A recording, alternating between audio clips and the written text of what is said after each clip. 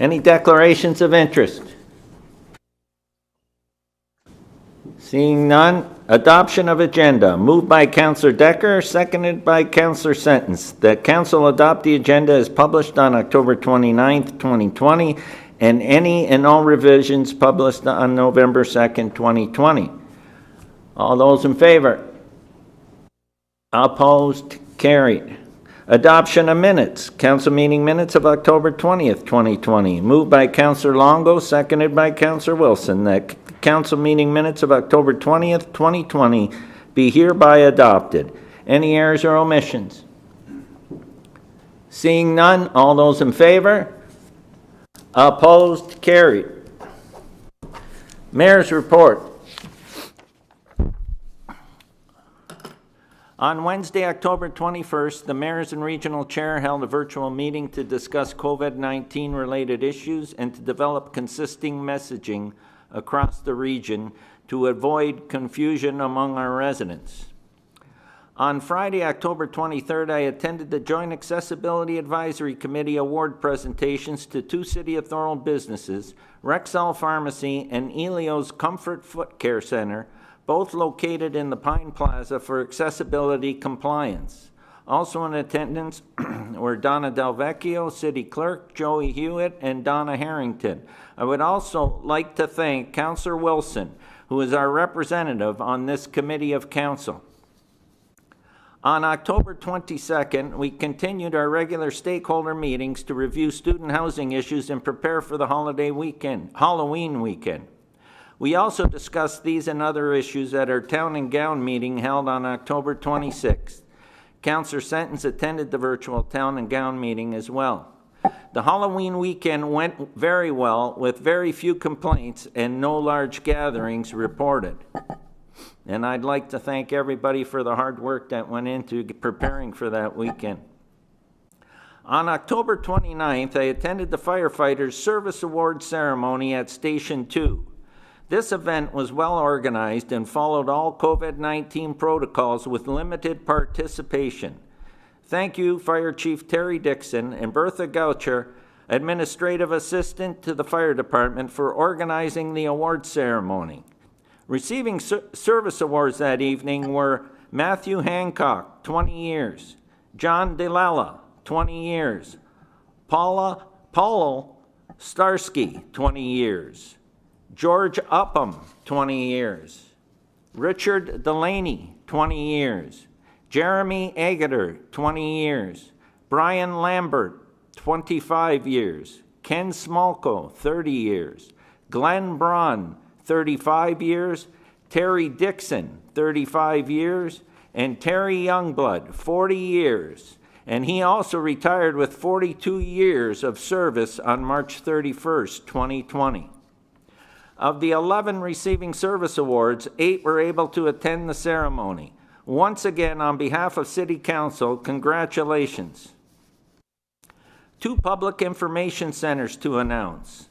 Notice of Public Information Center Number 2, St. David's Road Environmental Assessment.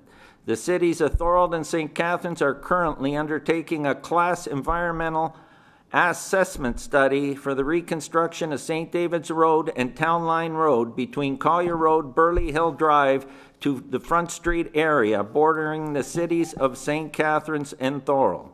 Please visit the City of Thorold website for more information and comment sheet regarding this PIC. Provide comments by November the 14th. There's also a notice of Public Information Center Number 3 for Chapel Street South and Portland Street. The online PIC is being held from Friday, October 30th through November the 15th. Please take time on Remembrance Day, Wednesday, November the 11th at 11 a.m. with 2 minutes of silence to remember and thank all those who have served and sacrificed for our country and for the freedoms we enjoy today.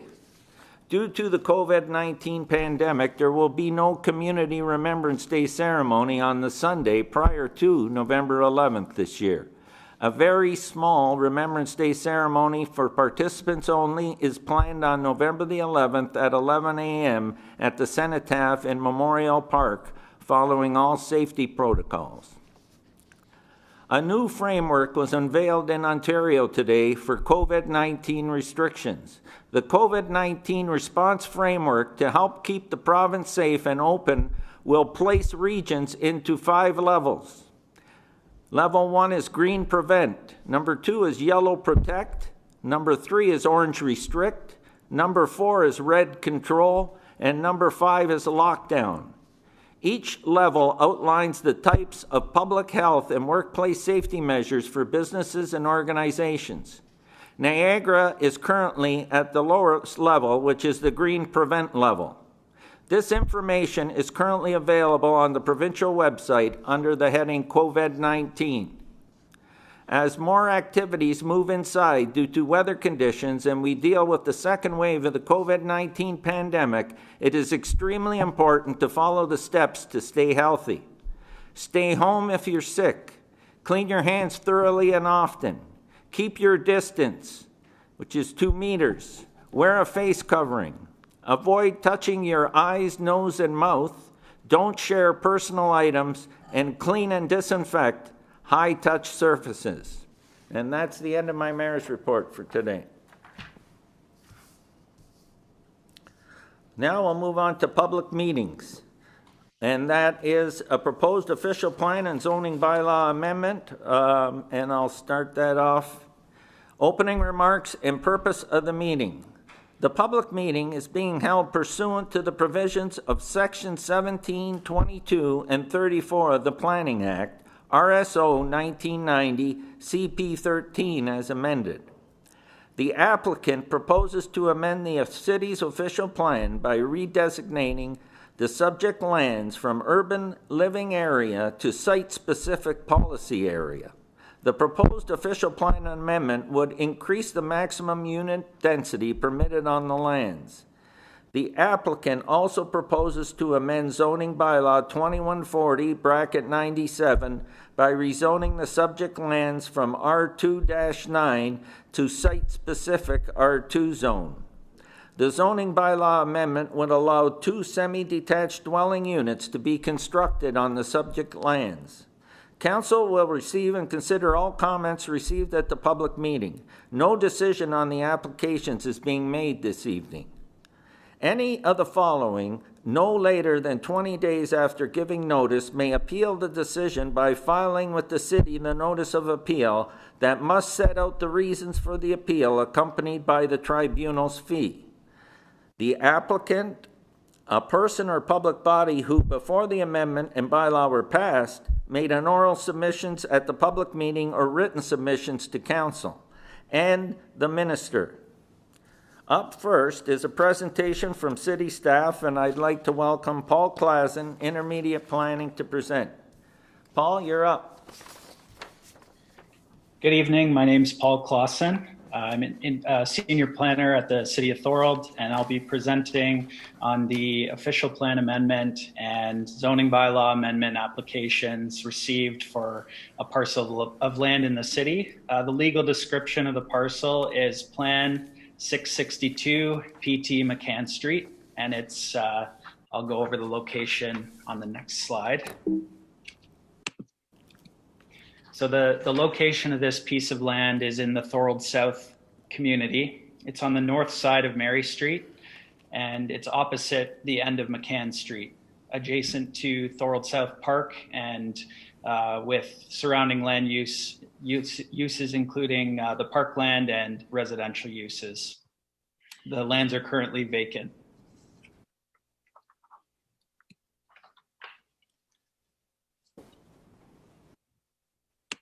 So the proposal is to construct 2 semi-detached dwelling units on the property.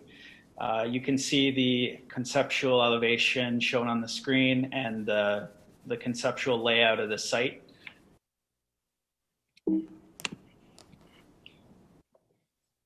Just to go over some of the details of these applications, there's an official plan amendment that's proposing to redesignate the property from urban living area to a site-specific policy area. And the site-specific policy area refers to an increase in density permitted for this property. requested for this property from 23.15 units per hectare to 29 units per hectare. And the zoning bylaw amendment application proposes to rezone the property from R2-9, which is a site-specific zoning that only permits currently a single detached dwelling. They're proposing to reestablish the permission for semi-detached dwellings like the rest of the R2 zone for this property. Site-specific provisions that are being requested through the amendment include front yard setback reduction to 6 meters from 7.5 meters, and a lot coverage increase to 48%. And that's under the current zoning bylaw. The pending zoning bylaw 60/2019 would also be amended through these applications. The current zoning under the pending bylaw is R1D, and it would be amended to a site-specific R2A zone with a site-specific requirement for an increased lot coverage. So these official plan and zoning bylaw amendments are necessary to intensify this property with 2 units in the form of 2 semi-detached dwelling units. There was only one public comment submitted in a written submission, and the concerns that were noted were of the poor condition of the roadway, particularly along the bend between Mary Street and McCann Street, and concerns of vehicle safety were noted, as well as the location of the driveway that will be going in to support these 2 new units. All the comments that we received before council's decision will be addressed in staff's report, and any agency comments will be addressed as well. So that concludes my presentation, and I'm happy to answer any questions of council. Thank you, Paul. And I'll open the floor up for questions. Does there anyone have any questions for Paul? Can I get the full screen?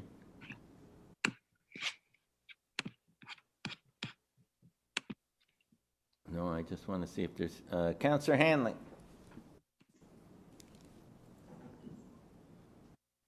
You're muted.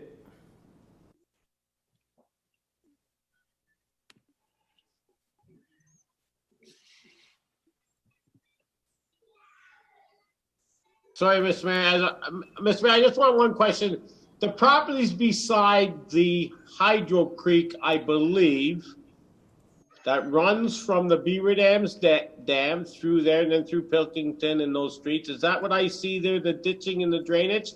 Now, does this property have any effect on that? Because there's issues out there and that stuff with that creek, and is it going to be used as a drainage or to take the roof gutter water type of deal? Through you, Mr. Mayor, the NPCA was involved in our pre-consultation for this these applications, and they've already provided comments.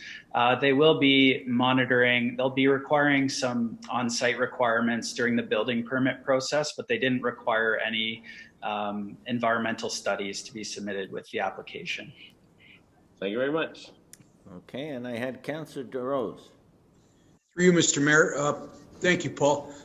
Paul, was there any other objections in the neighborhood except the one you commented on?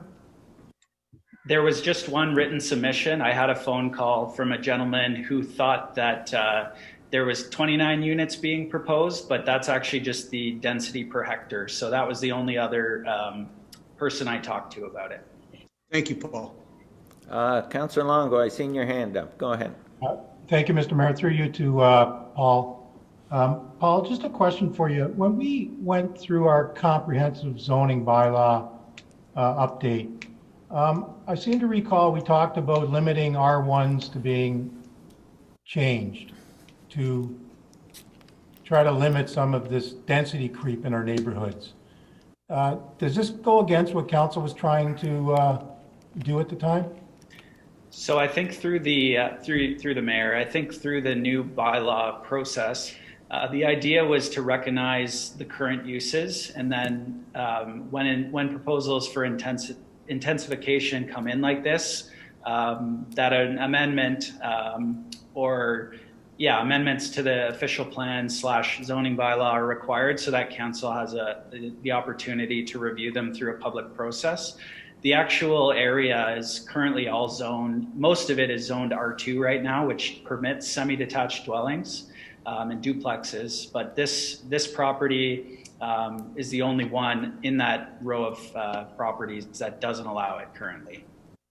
Okay, thank you. Appreciate the explanation. Is there any further questions? Seeing none, thank you, Paul, and I'll move on now to a presentation from the applicant's planning consultant, Dan Romanko from Better Neighborhoods Incorporated. And Dan, you're up. Go ahead. Good evening, Mr. Mayor, members of council. I have a very brief presentation that hopefully will just complement staff's presentation. So let me see if I can share that for you now.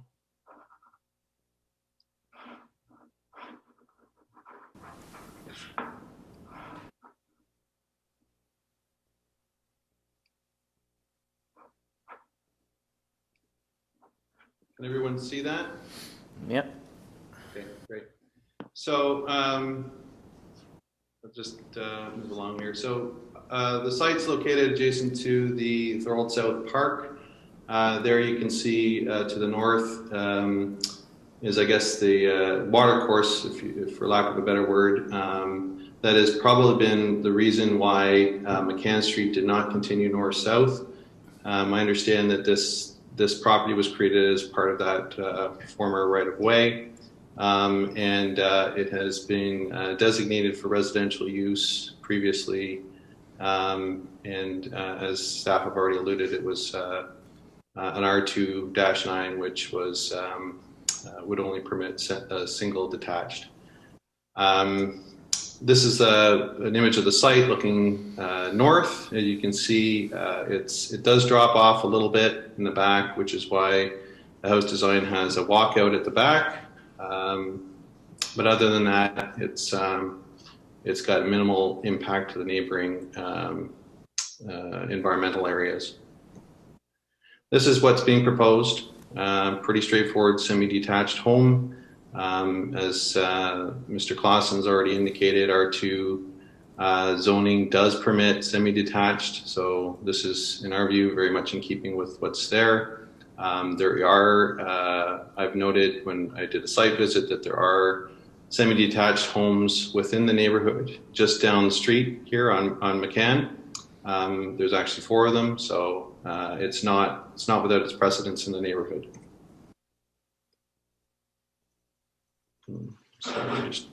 Sorry, got too far ahead. All right, so this is the image of the architecture, high quality building materials, very attractive bungalow style home, which is again in keeping with the character of the neighborhood.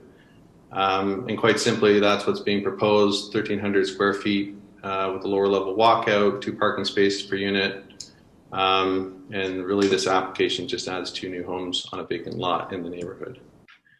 The ask is an increase in density from 23.15 units per hectare to 29, and a zoning bylaw amendment to recognize a 6-meter front yard, which would be permitted in the new bylaw, and an increase in coverage to 48%. From currently 40 in the new bylaw, 45. So that's quite simply what we're doing. I'm happy to answer any questions that you might have. I'll open the floor up for any questions for Dan. Are there any questions from council?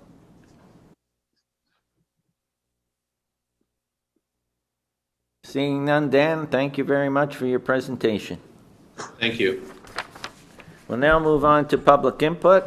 Now at this time, is there anyone online who wishes to speak on the applications received? Please indicate to the clerk your desire to speak. Please provide your name and address for the public record. Is there anyone online? There's no one online. So we'll move on to closing remarks and closing of the meeting. This fulfills the requirements of the Planning Act, RSO 1990 CP 13, pursuant to sections 17, 22, and 34. Council will consider staff's recommendation report at a future meeting date. Please provide your contact information and indicate to the clerk at clerk@thorold.ca. That's clerk@thorold.ca if you wish to receive notice of council's decision. Alternately, a letter requesting to receive notice of council's decision may be sent to the clerk. As such, the public meeting portion of this application is now closed.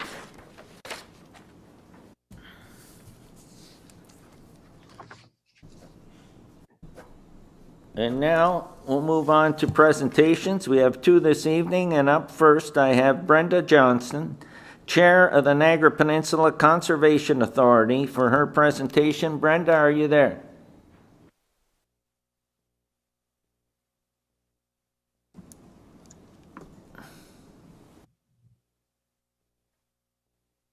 Yes, sir, I am. Thank you very much.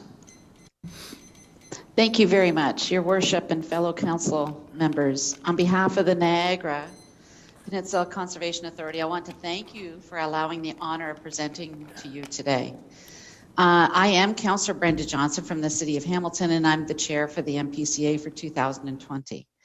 I'd like to take this time to also thank your representative, Malcolm Woodhouse, for arranging for this meeting. But just to let you know that Member Woodhouse also brings a breadth of knowledge and consistency for his expertise in all matters before the MPCA. I want to introduce our CAO, Chandra Sharma, who we have hired away from the Toronto Conservation Authority. Chandra brings her vast experience and compassion to our organization, and I think we can all agree 2020 has been the year like no other year, especially for people like you and I in our positions. But we have great confidence and comfort for the future of the MPCA under the leadership of Chandra. So just wanted to let you know where all your money is going to, folks, and we're just going to give you an update. And Chandra, take it away. Welcome, Chandra. Thank you, Chair Johnson. I'm going to share my screen momentarily.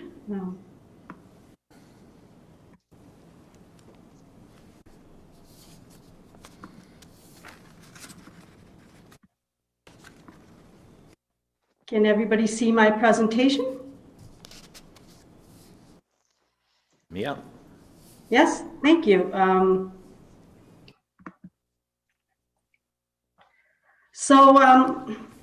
Thank you, Chair Johnson, again. Good afternoon, Mayor and members of the council and staff. Extremely pleased to be here today, and thank you for inviting us. Also want to thank your CAO, Dilvaria, for taking the time to chat with me this week. It was a great conversation. He provided some great insights, and I know already that we are on a good start for a great collaboration with the city here. I should also say that relationship with our municipal partners is top of mind for both myself and our board, and we will stay committed to that. I want to start by giving you a little bit of context, and some of you may know this already, but bear with me please for a second. The watersheds within the city of Thorold, there are three: 12 Mile Creek, Beaver Dam and Shiners Creek, and Lower Welland River. NPCA's jurisdiction is approximately 243,000 hectares, and we own approximately 2,850 hectares as conservation property within the jurisdiction. We have a unique watershed geography here with about 130 waterways, multiple watersheds, diversity of soils, and 2 Great Lakes. And to the management of watershed that is this diverse requires a broad range of management options and approaches, watershed knowledge, and expertise. And I can assure you that NPCA is in good hands. Our staff team is very professional and committed. Under the leadership of Chair Johnson, we are making significant progress with an engaged, supportive, and skilled board of directors. I must also add that City has done an exceptional job, like Chair Johnson said, at appointing their representative. Member Woodhouse is such an asset to NPCA, and I mean it when I say it. If you can't read the screen, it's okay, because I want to and like to direct your attention to our annual report for 2019, which is online. And this is these graphics and figures you see on the screen are from our annual report. We've made great strides over the past year and this year in all areas of NPCA work, from updating our floodplain maps to revitalized restoration program, watershed program, monitoring program, community engagement work at our parks, and maintaining high standards of customer service on the planning and development side of things. I'm also pleased to share that we have undertaken a tremendous amount of work to continue to deliver on the Auditor General's report. So the portfolio of public green space available and available to communities in Thorold and owned by NPCA. There's three. There's two that include St. John's Conservation Area and St. John's Center for Conservation. Together, these two properties are approximately 35 hectares in size, small, but mighty in their value. St. John's is open to passive recreation, including hiking, fishing, and bird watching.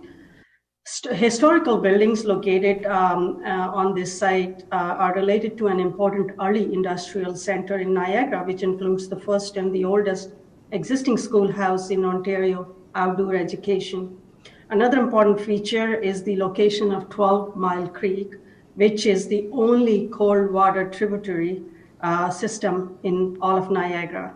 So that's very important, and cold water tributaries support amazing aquatic wildlife, and it needs special care there.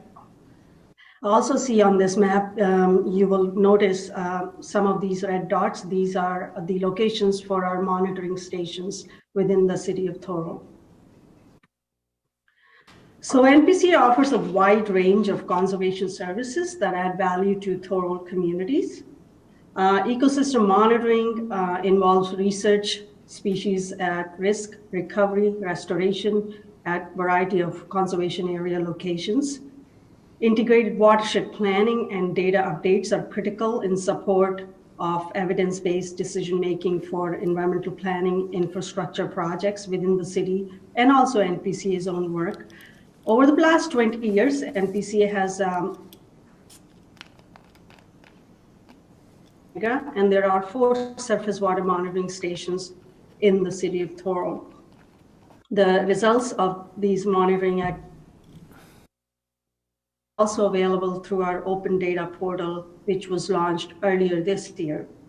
NPCA, through its role as the local source protection authority, strives to implement policies and mechanisms to stop contaminants from getting into the sources of drinking water. And our restoration program, which was relaunched earlier this year, is focused on engaging local NGOs and private landowners in restoring private land and both public land. In keeping with our mandate of protecting people and property from natural hazards, NPCA has mapped the floodplain of major water courses in the city, which includes approximately 30 kilometers of water courses. And this data is critical in supporting planning and infrastructure projects within the city. We are the first conservation authority in Ontario to have launched a mobile application called Alertable. Now we can use or issue flood bulletins to communities directly as part of our flood forecasting role.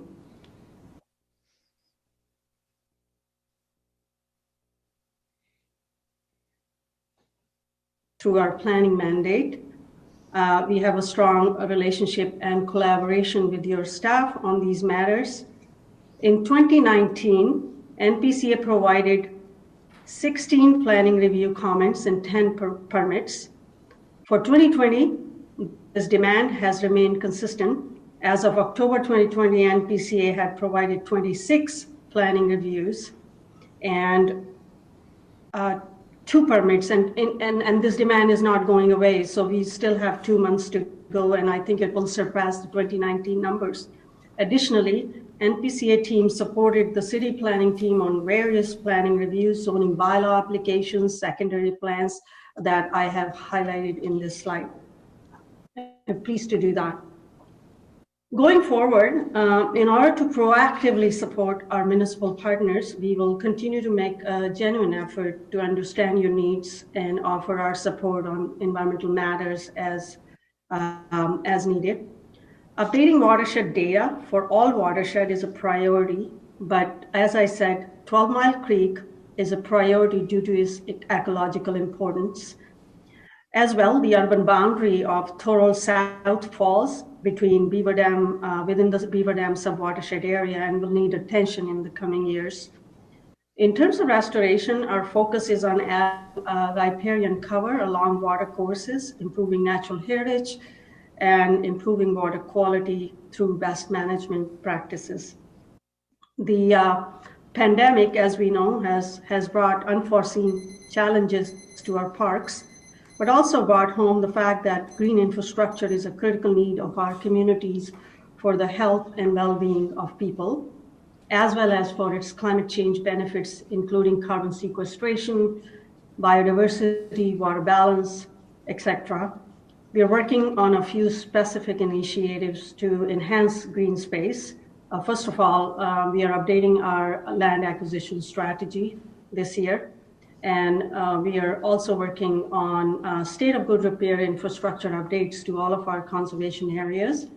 Through our strategic plan, we will look at some of the climate change initiatives going forward. And thanks to your longtime appointee, Mickey DeFascio, and his efforts, we have continued to engage community and partners really well in Thorold. In addition to Mickey's legacy pollinator garden and several community projects that we've worked on, 2 projects in Thorold have been completed since a restoration grant program was launched in 2019. 4,000 square meters riparian planting with Trout Unlimited Canada, and 10-acre tree planting with Land Care Niagara. So these are good initiatives, and we're really proud that we are able to work with the community on these type of projects. Going forward, our new strategic plan has been launched earlier this year with a very comprehensive community and stakeholder engagement plan. We are hoping that this initiative will set the roadmap for our future progress and establish community trust that we are trying so hard to work on. And we're also keeping a close eye on Conservation Act regulations through Bill 108, which will offer opportunities to enter into service level agreements with our municipal partners. And I'll be keen to work with your staff to facilitate a formal partnership when the right opportunity comes up. In closing, I just want to say that, we are here to help you. We have a collaborative style and looking forward to working with you. Thank you for inviting us again, and looking for a bright future. I'll take any questions now. Thank you, Chandra and Brenda. Is there any questions? I can't see. Councillor Hanley. Go ahead, Councillor Hanley. Well, thank you. Well, very good report and presentation. I really appreciate it. I'm a hunter and angler and belong to Ontario Conservation Clubs. In regards to the 12 Mile Creek, I know recently, because of the PCBs that have been found behind the GM site, the Conservation Authority must be obviously involved with that and the increase of monitoring I believe they want to do. Through you, Mayor, we've met with City of St. Catherine a couple of times now, Of course, as you know, through our water monitoring program, our role is to monitor the water quality in the rivers for ecological purposes. There are stations upstream and downstream, existing station where we collect data, but we do not monitor PCBs generally. There are parameters set through the provincial water quality monitoring program that we monitor in general. However, we are always here to help, and because we already have established program, it's sometimes easy to add a station, collect data, and spend a little bit of money in partnership with the municipality. So along those lines, St. Catherine recently asked us to collect a few more samples at additional site and at additional intervals, different seasons, different occasions. So that's what we're doing for City of St. Catherine, and we will be providing the data to them. Thank you. Thank you very much. Just one other thing. In regards to invasive species, I know I work for a utility, and that in regards to transfer from one site to the other, is there one invasive species in particular that is prevalent here in Niagara now? I know purple loosestrife, whatever, but is there anything we should maybe looking out for as residents or people out in the country, you might say? You're asking a very good question. I've just started at the NPC. I haven't been able to visit all my sites. I heard earlier this year from a fauna perspective, it was gypsy moth that we were keeping an eye on and monitoring and kind of offering Pelham, an opportunity to work with us if needed, the infrastructure. But of course, we are keeping an eye on that. I can always get back to you. I'll find out from staff what's going on across the region from a fauna perspective. Okay. A flora perspective, yes. I appreciate it. Not to put you on the spot, I didn't know. Like I said, I work for utility. We run into different things with biologists and environmentalists. I appreciate your presentation. Very well done. Thank you. Councillor Neal. Thank you very much, Mr. Mayor. Through you to the presenters, I want to thank you for allowing our good friend Mick DeFruche, his 25 years of being on the Niagara Peninsula Conservation Authority Board. And I know I've worked with him for years regarding the Melsport Park and our Lake Gibson Conservation Area ourselves. And we have now a wildflower garden in our Melsport Park, which is much appreciated, and I'm glad Mickey was able to see what happens to gardens when they are put in. And unfortunately, he's a little under the weather now, and hopefully the city will give him the due respect in the near future when we can do that together. Another thing is the conservation, our Lake Gibson Conservation Park Committee is just starting to work on what to do with the property, the pathways and things of that nature. And we will be coming to you to get some expertise advice on what to do with that particular area when the time comes. Thank you very much for the presentation. I had Councillor Sentence. Go ahead, Councillor Sentence. Yeah, thank you, Mr. Mayor, through you. I just want to thank you for the presentation too. Well done. It's always great seeing the work you guys do in protecting our land. So I just wanted to thank you for that. It's always good you have our backs. Thank you. Is there anyone else that has questions? Okay. Seeing none, Brenda and Chandra, thank you very much for coming to council and getting us an update on what's going on. These are exciting times, and I know Mel's Woodhouse is doing a great job on behalf of the city, and Mickey DeFruche leaves a long heritage before him, and we'll be looking forward to honoring Mickey as soon as we possibly can safely. So thank you very much. Right. Up next, we have Sue Moran, a tourism agent from Venture Niagara, to give us a presentation. Sue, are you there?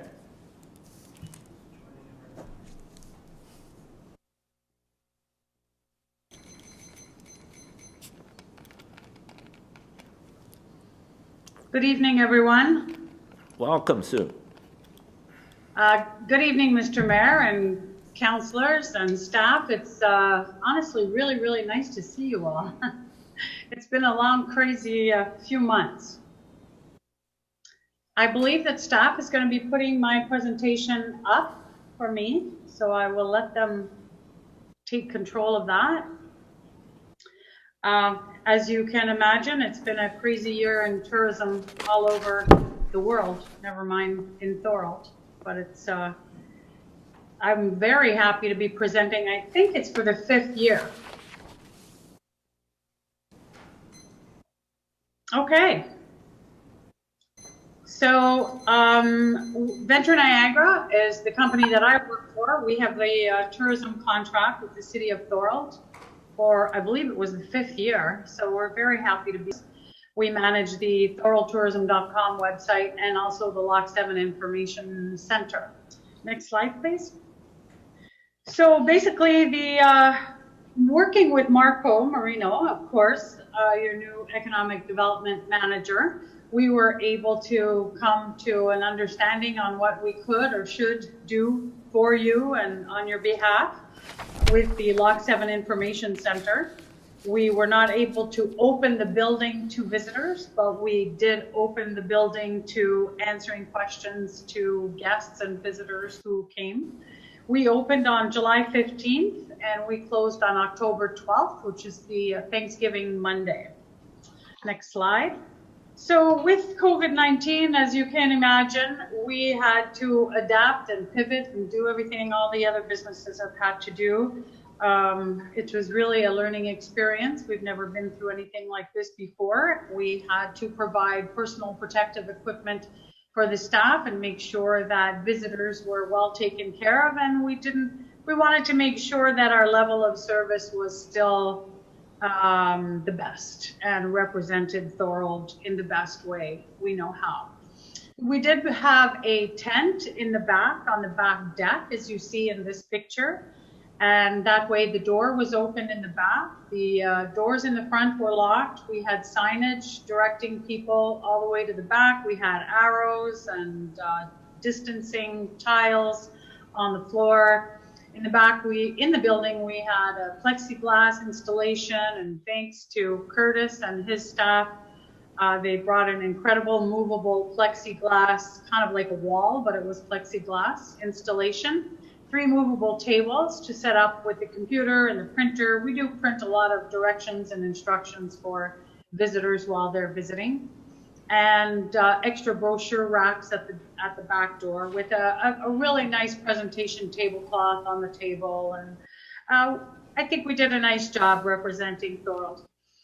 4 individual bins for the staff, so keeping them safe. So they each had a stapler and a bunch of pens and erasers and whatever it is we felt they needed for their individual bins, so that they didn't have to give each other any tools at all. And washable polyester masks, they had acrylic shields, they had sanitizer, all kinds of PPEs that kept them safe. We also had a big flag at the front that said open, so people would know that it finally was open, because people were not quite sure if we were going to open and when.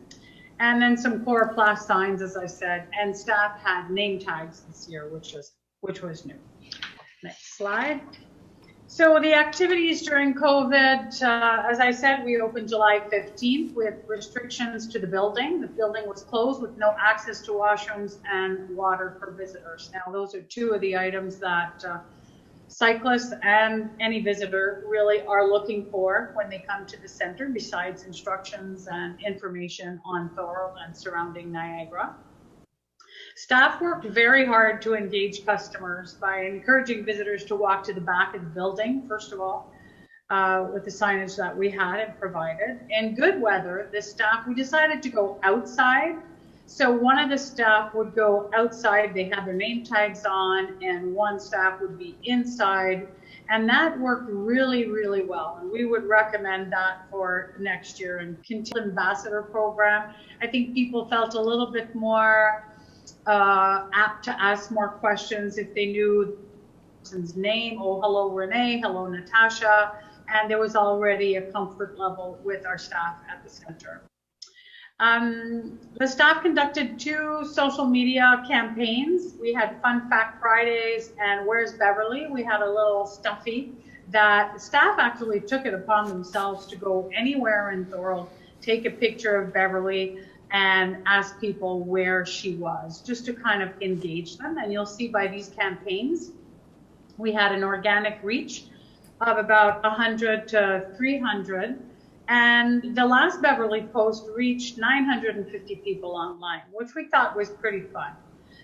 We had many requests for water at the facilities, but we suggested that you go to local restaurants. So they were able to move about, even though there was construction on Front Street. They were able to get to these stores, and that is our job, is to make sure that people are encouraged to get to Front Street, not just look. We use the Welland Canal Lock 7 Information Center as a lure to get people into downtown and Front Street. So the next slide will show you some results, and I'm just going to refer to my notes as well. You'll see here, I wanted to put a comparison from 2017, 18, 19, and then this year. Of course, the number looks small. However, we compared this with the next slide, when you'll see comparing 2019 and 2020 for the same dates. So if you're picking July 15th, 2019 and July 15th, 2020, the previous year we closed on October 14th, you'll see that the walk-ins are not that bad. We had 2,921 people, of course, no buses, and we had 48 phone calls, which we don't get a lot of phone calls there, but we did get some. We got more than last year in the same period. So mode of transportation, people are coming by car. We had a lot of cyclists, and you'll see in the next slide about cycling as well. We have some other information, but everybody basically from Ontario.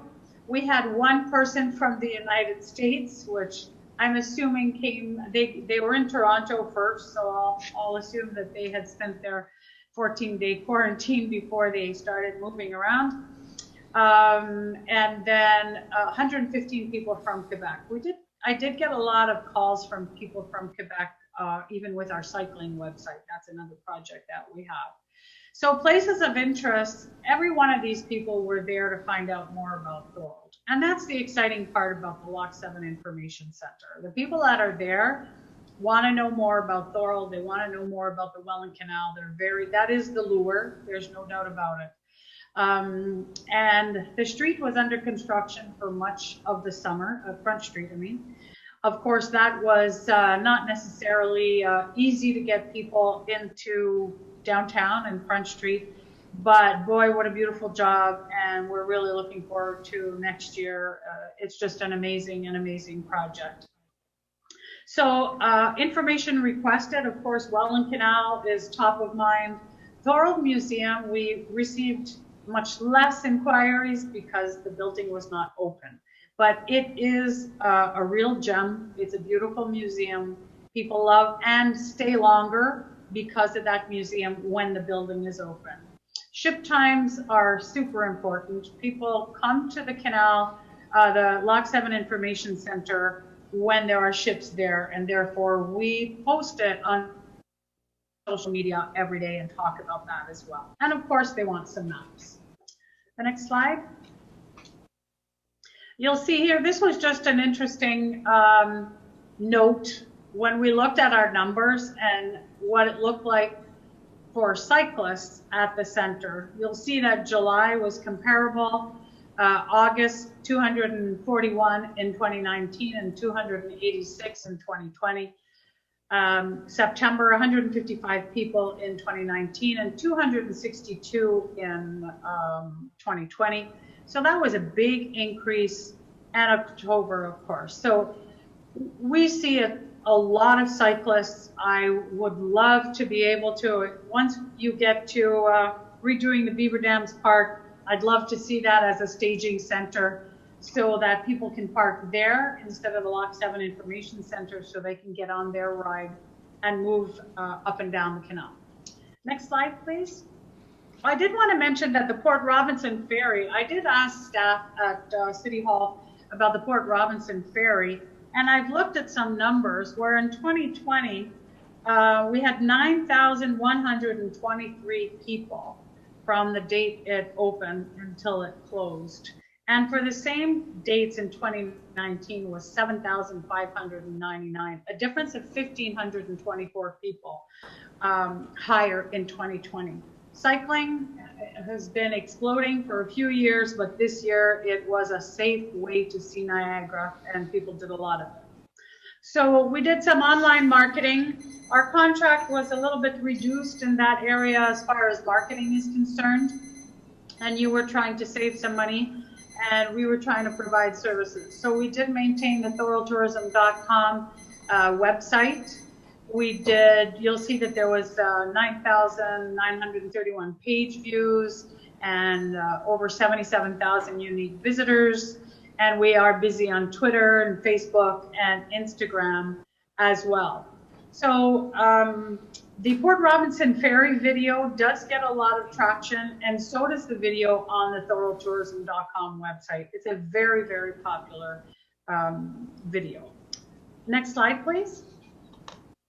So thoughts for 2021 at the Lock 7 Information Center, that you continue to encourage staff to be outside in good weather and building on that Thorold Ambassador program. It's something that we started many years ago with the Niagara Board of Trade and Commerce, and we had created the Combined Chairs Alliance, but it's a nice way to start with the staff at the Lock 7 Information Center.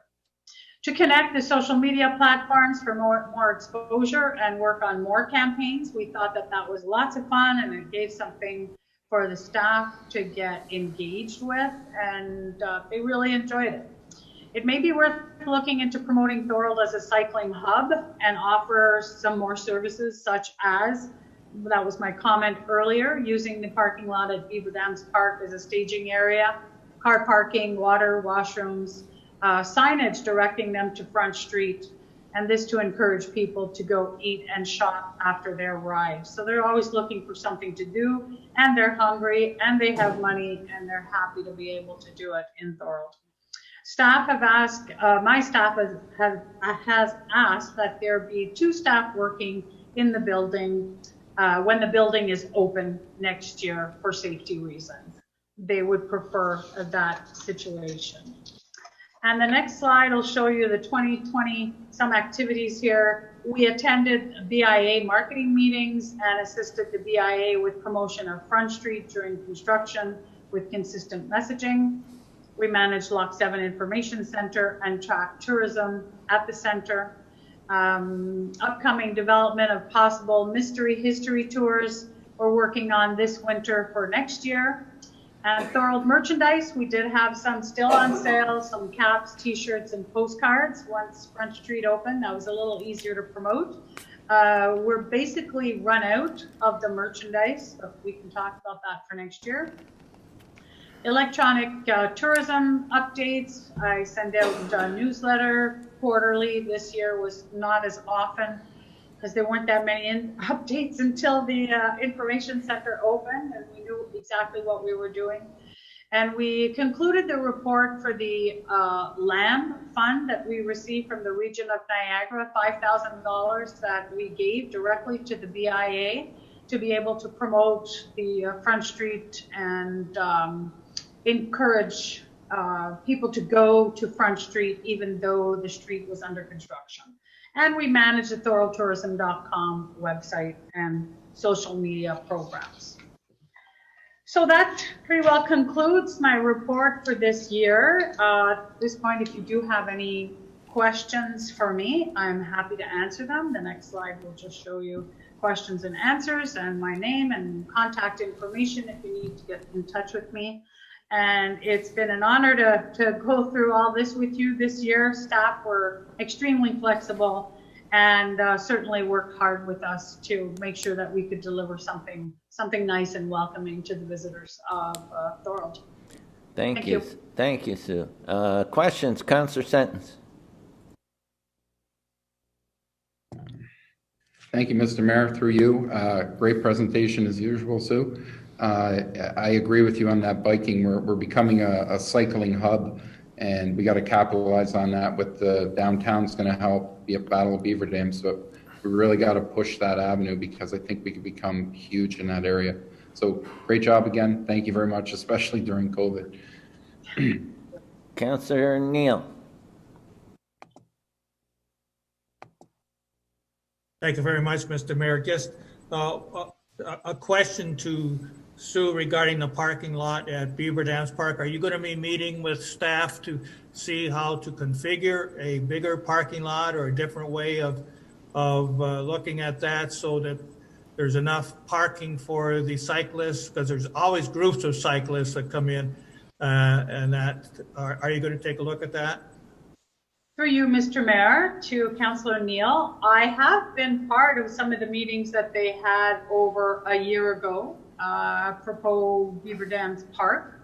I have not been asked directly, but just so that staff know, we do manage the Niagara Cycling Tourism Center, Venture Niagara, and we do have a pretty popular website in both French and English, actually, for our Quebec tourists that come here. So we are involved heavily in cycling tourism in Niagara, and I'd be happy, and I'm sure Mr. Holman knows exactly where to find me if he needs any help, but I'd be happy to help out, absolutely, and talk about the parking there, because Niagara is short on these type of staging areas, and it would be a great foot forward for Thorold.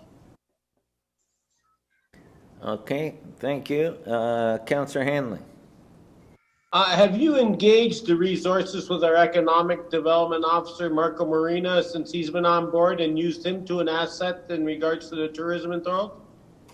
Through you, Mr. Mayor. Yes, Councillor Hanley, as I said early on, we're super happy that we were able to work with Marco Marino all the way along. We worked with him. If there were any questions, every now and then he'd pop by to see how we were doing. And as a matter of fact, I was there that photo op day with the mayors promoting the canal partnership, and he was there as well. So yeah, we're very much in touch with Mr. Marino. Okay, thank you. Is there anything that we should be as council looking forward to maybe in our next budget coming forward? You know, are you looking for more money, less money? That's going to be upon our plate very soon, seeing that we're already in November, and I'm trying to find and feel what direction you look to be maybe taking in 2021 as far as financial assistance from the city of Thorold. Through you, Mr. Mayor, to Councillor Hanley. That's probably a better question for my director, Frank Lupsik, but I can say that Venture Niagara was extremely flexible in working with Marco Marino on reducing some of the costs for you, because you were going through the same thing every other municipality was going through this year. My director and Mr. Marino came to an agreement, and so we reduced some of the services that we were providing. I think it's a healthy conversation, and I've said this before, we've managed the Grimsby Gateway for 3 years. The best thing about what Thorold is doing is that council has, or had, 5 years ago at least, agreed to have a Thorold Tourism Advisory Committee, and that council seemed to be all on board on your tourism vision. And as long as you are agreeable on your tourism vision, it's sure helpful to the agent and the company that you work with to be able to deliver what you want. So I guess I'm giving it back to you when you're looking at your budget.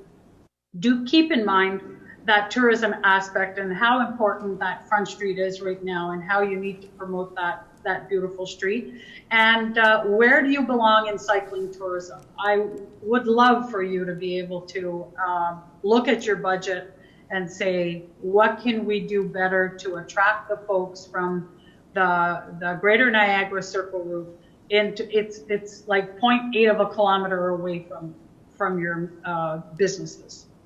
I hope that kind of answered your question. Thank you. Councillor DeRose. Through you, Mr. Mayor. Thank you, Sue. Great job as always. Thank you for promoting our city.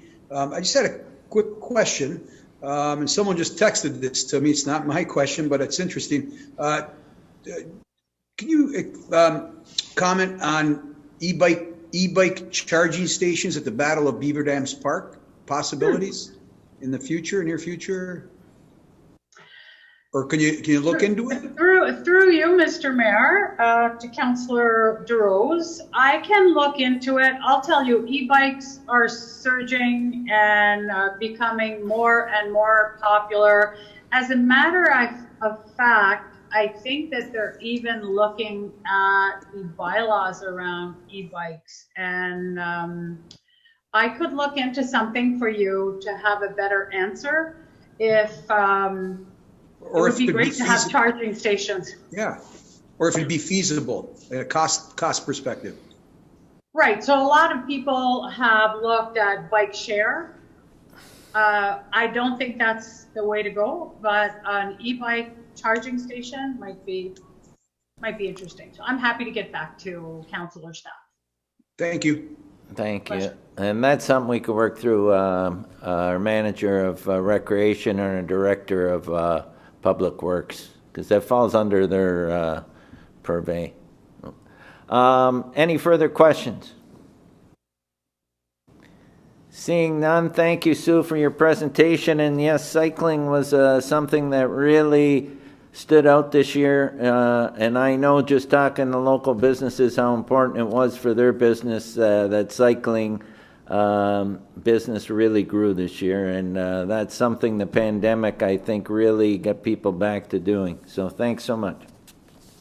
Wonderful. Thank you very much. I'll have a good meeting. Okay, and we'll move on now to motion to receive and file minutes or adopt recommendations of council committees and boards. Minutes to review for information purposes. I have a mover, Councillor Neal, and a seconder, Councillor Hanley. That council receive and file the minutes of the committees of council local boards as presented. All those in favor? Opposed? Carried. Now we'll move to statement by councillors. On up first, I have Councillor DeRose, Arena Spectator Parent Protocol. Thank you, Mr. Mayor, through you. Mr. Mayor, I've been getting calls and questions in regards to a spectator parent protocol, and some of the concerns from parents were children's safety without a parent, bathroom breaks, personal enjoyment for that connection between parent and child. So I just wanted to ask the appropriate staff. So residents would like an explanation or an answer of how we formed our arena protocol. Was there any coordination with other communities in the Niagara region? Are we being consistent with other communities, or did we just do our own thing? Thank you. And I'll turn this over to, is this going to be our Director of Public Works and Community Services, or our Manager of Recreation? Yes, so I'll start, and then Curtis can finish, because he did a lot of the legwork. Okay, so we'll start with you, Jeff. Go ahead. Thank you. Yes, you may recall that at our October 6th meeting, we talked about a phase-in plan to start using the ice at the arena, and now we're ready to look at the next step, which is to take on spectators and using the dry floor space in the white arena. We understood that the conversation would be coming up tonight, and so we were looking for some feedback as to how we'd like to proceed. The issue of spectators and certainly for parents coming in to help has been expressed to our staff, and we understand the need to accommodate them. And so we prepared a plan that would allow spectators on a one spectator per child basis that we could implement as soon as probably this weekend if council wanted us to do so. We think this is the next step in the progression of getting into full implementation.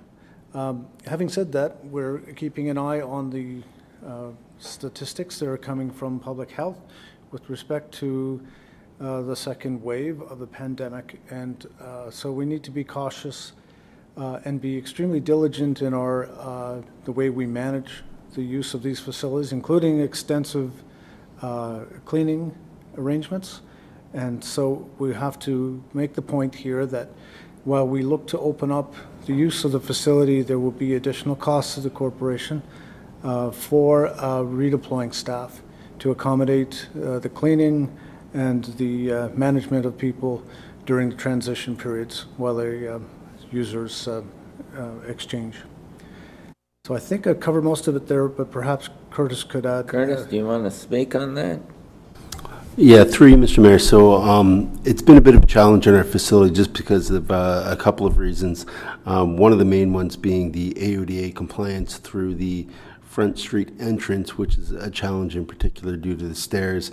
So it's been difficult to figure out a flow within the arena that would allow a one in, one out scenario. So I think we've got a proposal that is feasible, that we can work with and proceed with. And yes, to answer your comment there, Councillor DeRose, we did communicate extensively with other municipalities. There's ongoing weekly calls with numerous departments, including myself, the Supervisor of Recreation as well. So there's ongoing communication weekly, essentially. So we do understand that we need to move to a spectator scenario, and we have a plan that, again, to Jeff Holman's point, we would like to consider if that's the direction council wishes to go. Do you have any further, Councillor DeRose? Yeah, through you, Mr. Mayor. Thank you both for explaining. I understand safety is the first priority. Just if we can at least get one parent in there, because I've had parents talk to me, and I've got a 4, 5, and 6-year-old. I'd hate for them to be alone in an arena with, sometimes strangers. And I appreciate your guidance. Thank you. Did anyone want to talk to that issue? Yes, Councillor Decker. Thank you, Mr. Mayor. Yeah, I agree as well that we need to move on this, hopefully by this weekend. I've had numerous calls from residents too that at least one parent being with the child is really important, not only for safety reasons, but just so that they have the security of knowing that a parent is there with them. I'm not sure if an option is just to have maybe the back entrance used with the arrows and stuff. I'm sure Curtis and Jeff will figure that out. But yeah, I'm for moving forward and getting at least one parent in with their kids at the arena for sure. Does anyone else want to speak to that issue? Councillor Hanley. Thank you. Just through Curtis, in regards to the stairs on Front Street and that, in regards not being in regards to the Ontario Disability Act compliant, that wasn't just recently. This has been going on for a while. Are we looking to address that? This isn't just a COVID-19 issue. This has obviously been before. So we're going to address that issue in regards to the entrance, seeing that you've raised it now, and how are we going to look at it? Are we going to put it on a budget item for 2020? Yeah, through you, Mr. Mayor. Or 2021, excuse me. Yeah, through you, Mr. Mayor. Councillor Handley, on the other side of the arena, the east side of the arena, we do meet code compliance. So that's not the issue. It's the flow of traffic, one way in, one way out. We want to make sure that if somebody can get into the facility, they can also exit safely out the other side of the facility without backtracking, essentially is what the challenge is. Yeah, because the arena on the Ormond Street side is AODA compatible, and the washrooms are, and we even have an elevator on that side. Well, do we need to put a motion forward and expedite the process here? Because I don't believe the issues in relation to COVID-19 are going to go away anytime soon. So if we're looking for a directional route to have people bringing into the arena and exiting the arena, then it's something we should look at doing immediately.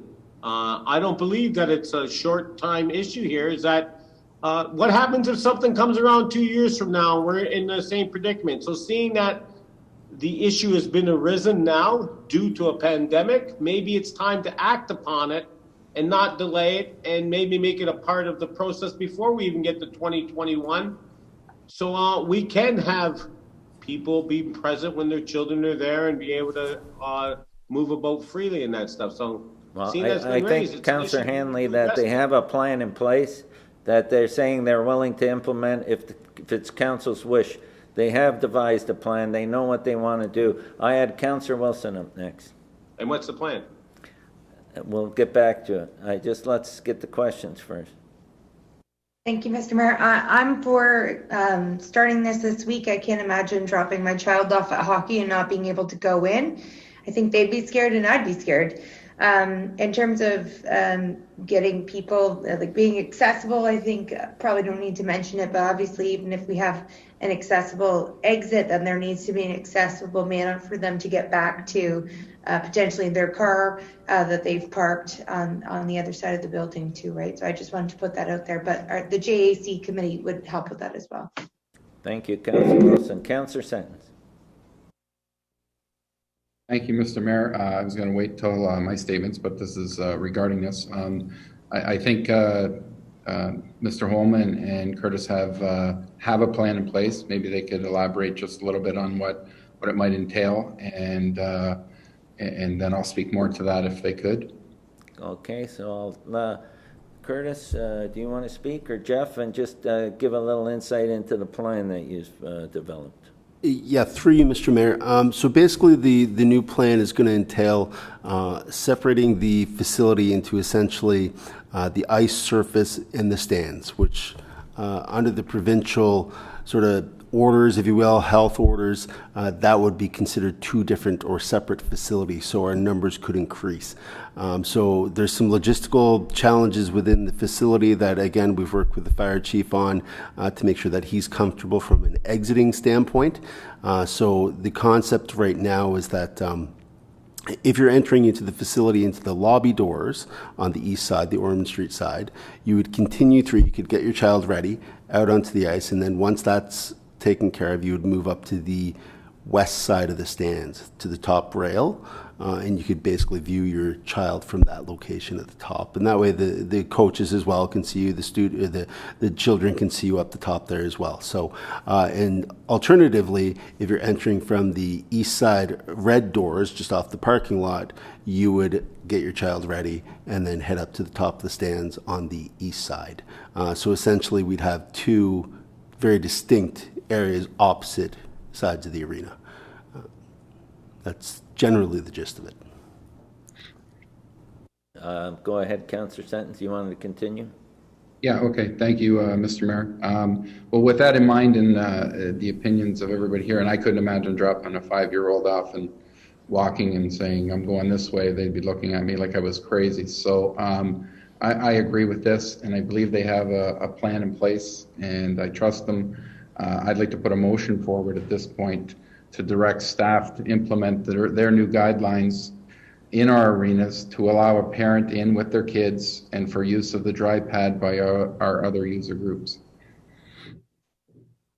Do I have a seconder for that? Councillor Wilson. Speakers to that motion. Speakers to that motion. Go ahead, Councillor Longo. Thank you, Mr. Mayor. It sounds like a plan's been devised. What's the cost of this plan? Do we know?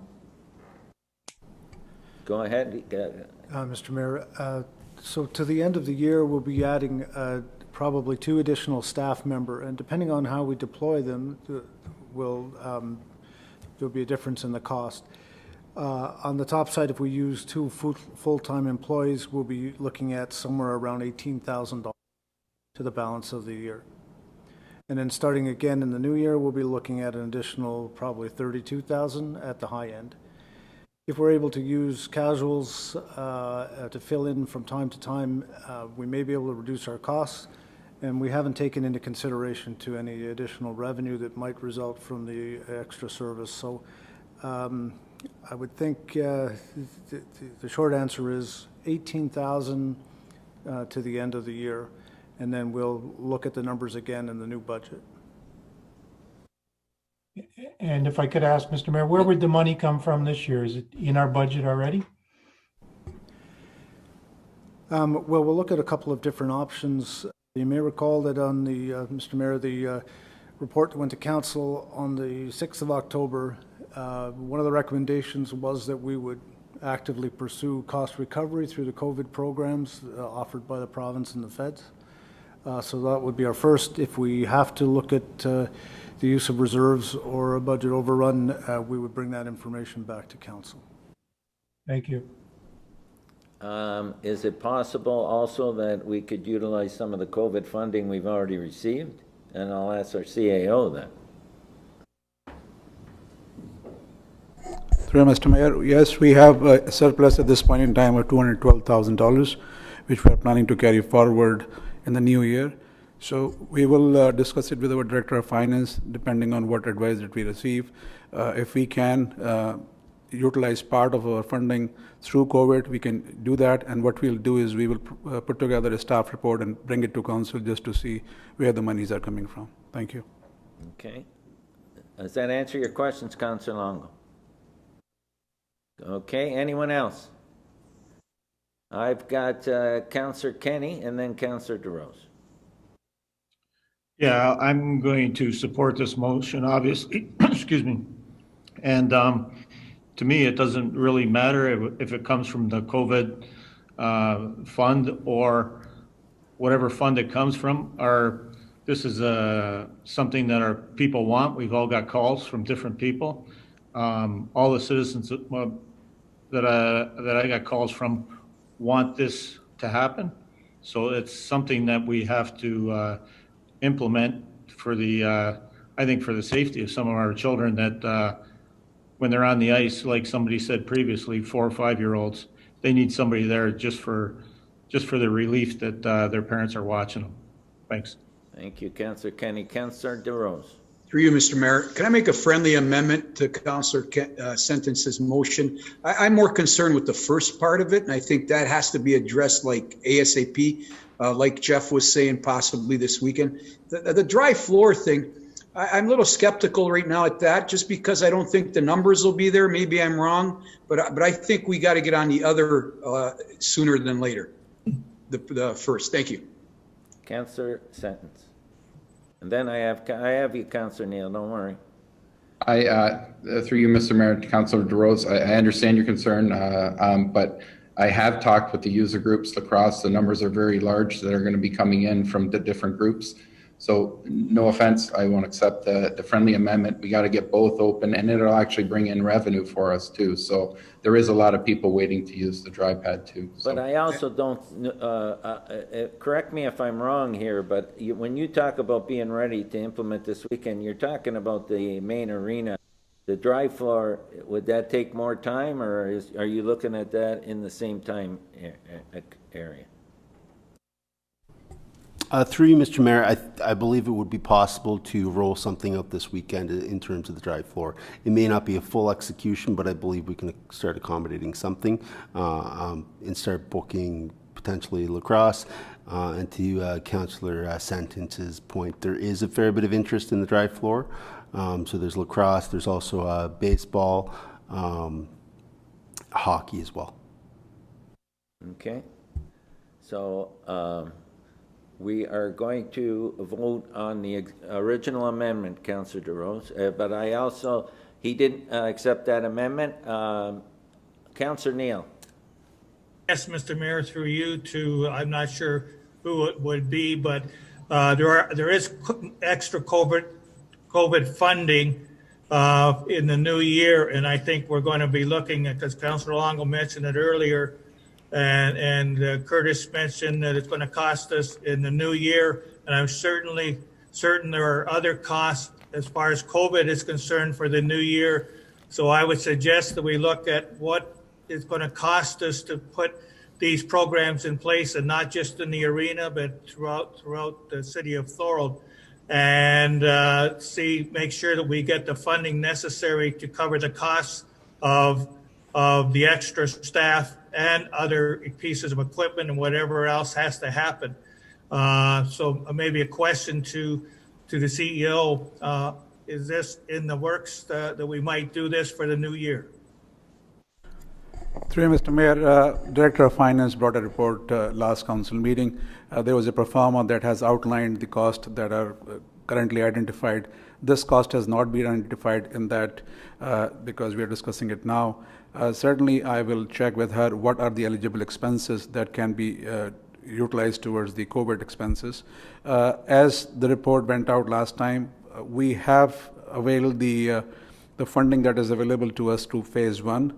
Director has mentioned in her report that we are not going with phase 2 because we have still got 212,000 surplus, and we will see how much of that $212,000 that we have, what is the eligible funding, we can put it towards that. And then also we will see what kind of funding is available in the new year. And certainly if we need the extra money, which we are eligible for it, we are going to apply for it, certainly. Thank you. Thank you. Okay, is there any further questions? Do we have a motion on the floor? Yes, you can. The city clerk will read back the motion. So I have a motion on the floor that staff be directed to implement a plan effective November 6, 2020, the Frank Doherty Arena that would permit 1 spectator per participant, not to exceed the current provincial orders, and that the dry ice surface in the White Arena be available for rent by user groups as soon as practical. Does that answer everyone's concerns? Okay? And we had a mover and a seconder, and so now I'll call the question. All those in favor? Opposed? Carried. Okay. So we don't need to do the your statement by counselor sentence because it was included in that one. Next up, I have Councillor Hanley, and we'll start with the July 7th motion. Councillor Hanley, you're up. Yeah, I just wanted to reiterate some things that happened on July the 7th, and in regards to my motion, I just wanted to point out some time frames that at 3:04:43, I stated my motion I feel is reasonable 30 days be in possession of such document because as myself, I work 40 hours a week, 4 10-hour shifts. I have Friday, Saturday, Sunday, so it would only really give me 12 days to research and 4 days actually be able to go to City Hall on my day off to get the information I need. Also, I find it important in regards to where my motion's been going that at 3:05:17, the CO actually, in fact, stated, states certainly depending on what council provides us the direction, how much advance notice they require, we would provide that, which we had passed previously was 30 days. And he stated also that just to reiterate, as mentioned before, we are still working. There is ongoing negotiation with the different agreements and these agreements are not finalized. And just for council information as well, we've retained the services of Tom Richardson. That happened at 3:06.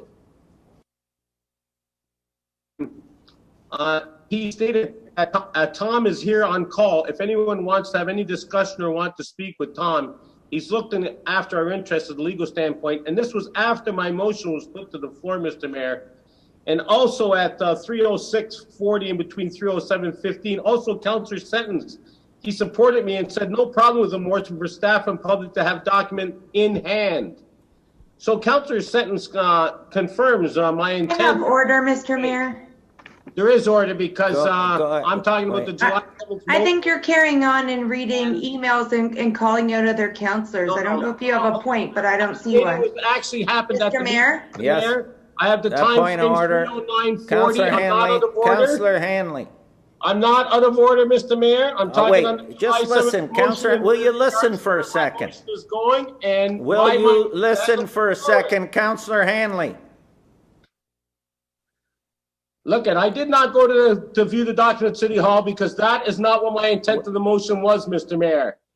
I'm not to be locked Councillor up Hanley. in some room, treated like a criminal, untrusted and shady out of order. Because my motion is forward as regards to July the 7th. I have not seen any action in regards to it. And in regards to what direction we're taking. I have not been Councillor informed, and Hanley. I don't believe all my other councillors have. Listen. You spoke on this Listen to last what? time, and what were you told last time? You were told that your questions would be gone to our solicitor, and a response was given. So, yeah. Okay, And so the response wait a was given for second. So now, reconsideration, Mr. Mayor. okay. It's a reconsideration coming forward, because you mentioned the lawyer's response, not me. I'm just saying that you know that there's solicitor-client privilege. Okay? That's I'll right. turn this And I'm over. I going got to a hand up. Councillor Sentence, go ahead. Hey, look, I'm not out of order, Mr. Mayor. I'm talking about just the July 7th motion that was passed 7-1, and I have a right. And a decision by council was to be made, and not to uphold my motion would be criminal, I feel, and a travesty to the democratic process. Where is my motion going, and why isn't my motion being followed? This needs to be public knowledge, Mr. Mayor. We voted in a public forum 7 votes to 1, not in camera, behind closed doors, but Okay, in an Councillor open forum. Hanley. Where is my motion going, Mr. Mayor? Okay, Councillor Hanley, I'll call Councillor Sentences up. Go ahead, Councillor Sentence. Yeah, thank you, Mr. Mayor, through you. I would just like to say first that I still have no problem with the public seeing these documents. In my opinion, there's nothing wrong or underhanded about them. But after getting our current legal advice from our lawyers who represent our interest on the Summer Games facility, I believe we need to do a reconsideration vote on the public portion, not on the viewing portion, on the public portion of the motion. The reason for me is that we could put the city in a serious negative legal position according to them. And I don't believe that the taxpayers' money should be spent on going against this legal advice. And I look forward to the public seeing these documents when we have to go with the go-ahead from the legal, our legal departments. So with that, I would like to introduce a time-sensitive motion that should not be delayed in accordance with section 11.2 of our procedural bylaw. Therefore, moved by myself, seconded by Councillor Kenny, that the council, in accordance with section 11.2 of the procedure bylaw, allow a motion this evening regarding reconsideration of the July 7th, 2020 motion pertaining to the Canada Games Park lease agreement. And I would like a recorded vote, please. And I'll call the vote. Thank you, Mr. Mayor. Recorded vote has been requested by Councillor Sentence. Everyone has the motion in front of them. When I call your name, if you're in favor, please say yes. If you're opposed, please indicate that. Councillor Kenny. Travesty to the democratic process. Councillor Kenny. I'm in favor. Sorry. Councillor Sentence. Yes. Councillor Wilson. Yes. Councillor Neal. Yes. Councillor Decker. Yes. Councillor Longo. Why is there no debating this motion? The motion isn't on the floor yet. This is just a procedure to get to that point, Councillor Longo. But we're not following our procedural bylaw. The procedure, this is to, I'll let the clerk speak. The motion's coming forward if we get to that point. It's a 3-vote scenario to get to that point. This is just to waive the procedure. Go ahead. And I do have a question about our procedural bylaw.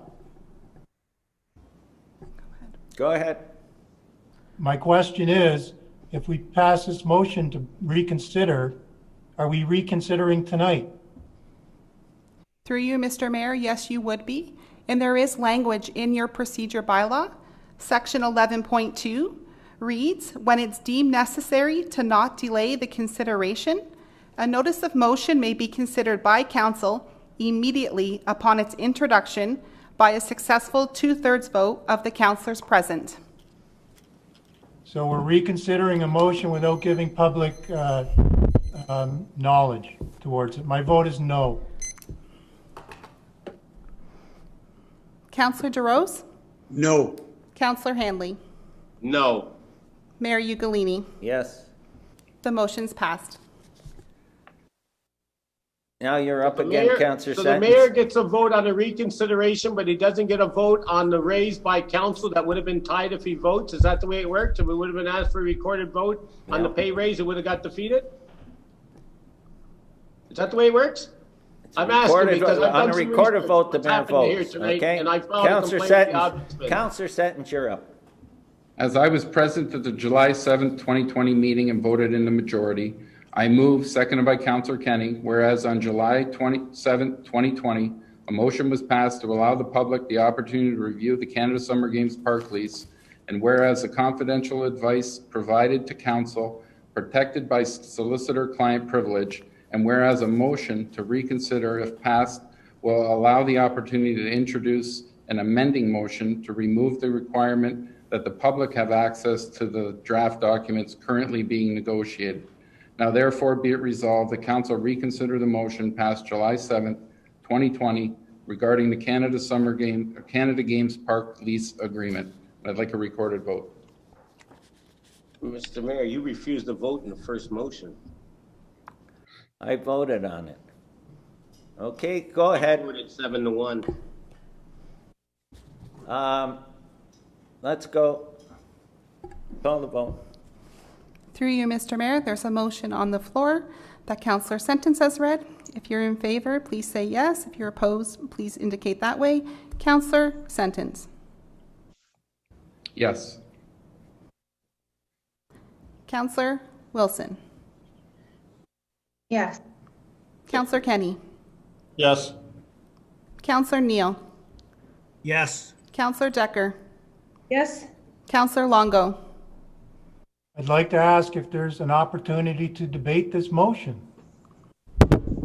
The motion is coming. And the public to be informed of the reconsideration, I believe, as by law, isn't it? Listen, the motion would be coming next, right? Am I correct? Okay? As I said before. Okay. Go ahead, you're up. Councillor Longo. No. Councillor DeRose. No. Councillor Handley. Councillor Hanley. No vote is opposed. And Mayor Ugolini. Yes. That motion's passed. Councillor Sentence, you're up. I move, seconded by Councillor Kenny, the council amend the motion by removing in the first whereas clause the words public, and in the second whereas clause the words public, and in the resolving clause the words and the public. And I'd like a recorded vote. Do you want me to read the amended motion? Go ahead. Whereas prior to the vote by council on the Canada Games Park lease agreement, council be given ample time to review documents. And whereas a time limit of 30 days prior to the vote, 2 council meetings be scheduled for council to view, research, and pose questions. And whereas prior to the vote, to a vote by council, they'd be given ample time for legal questions with a solicitor present 10 days prior to an information session or a decision by council.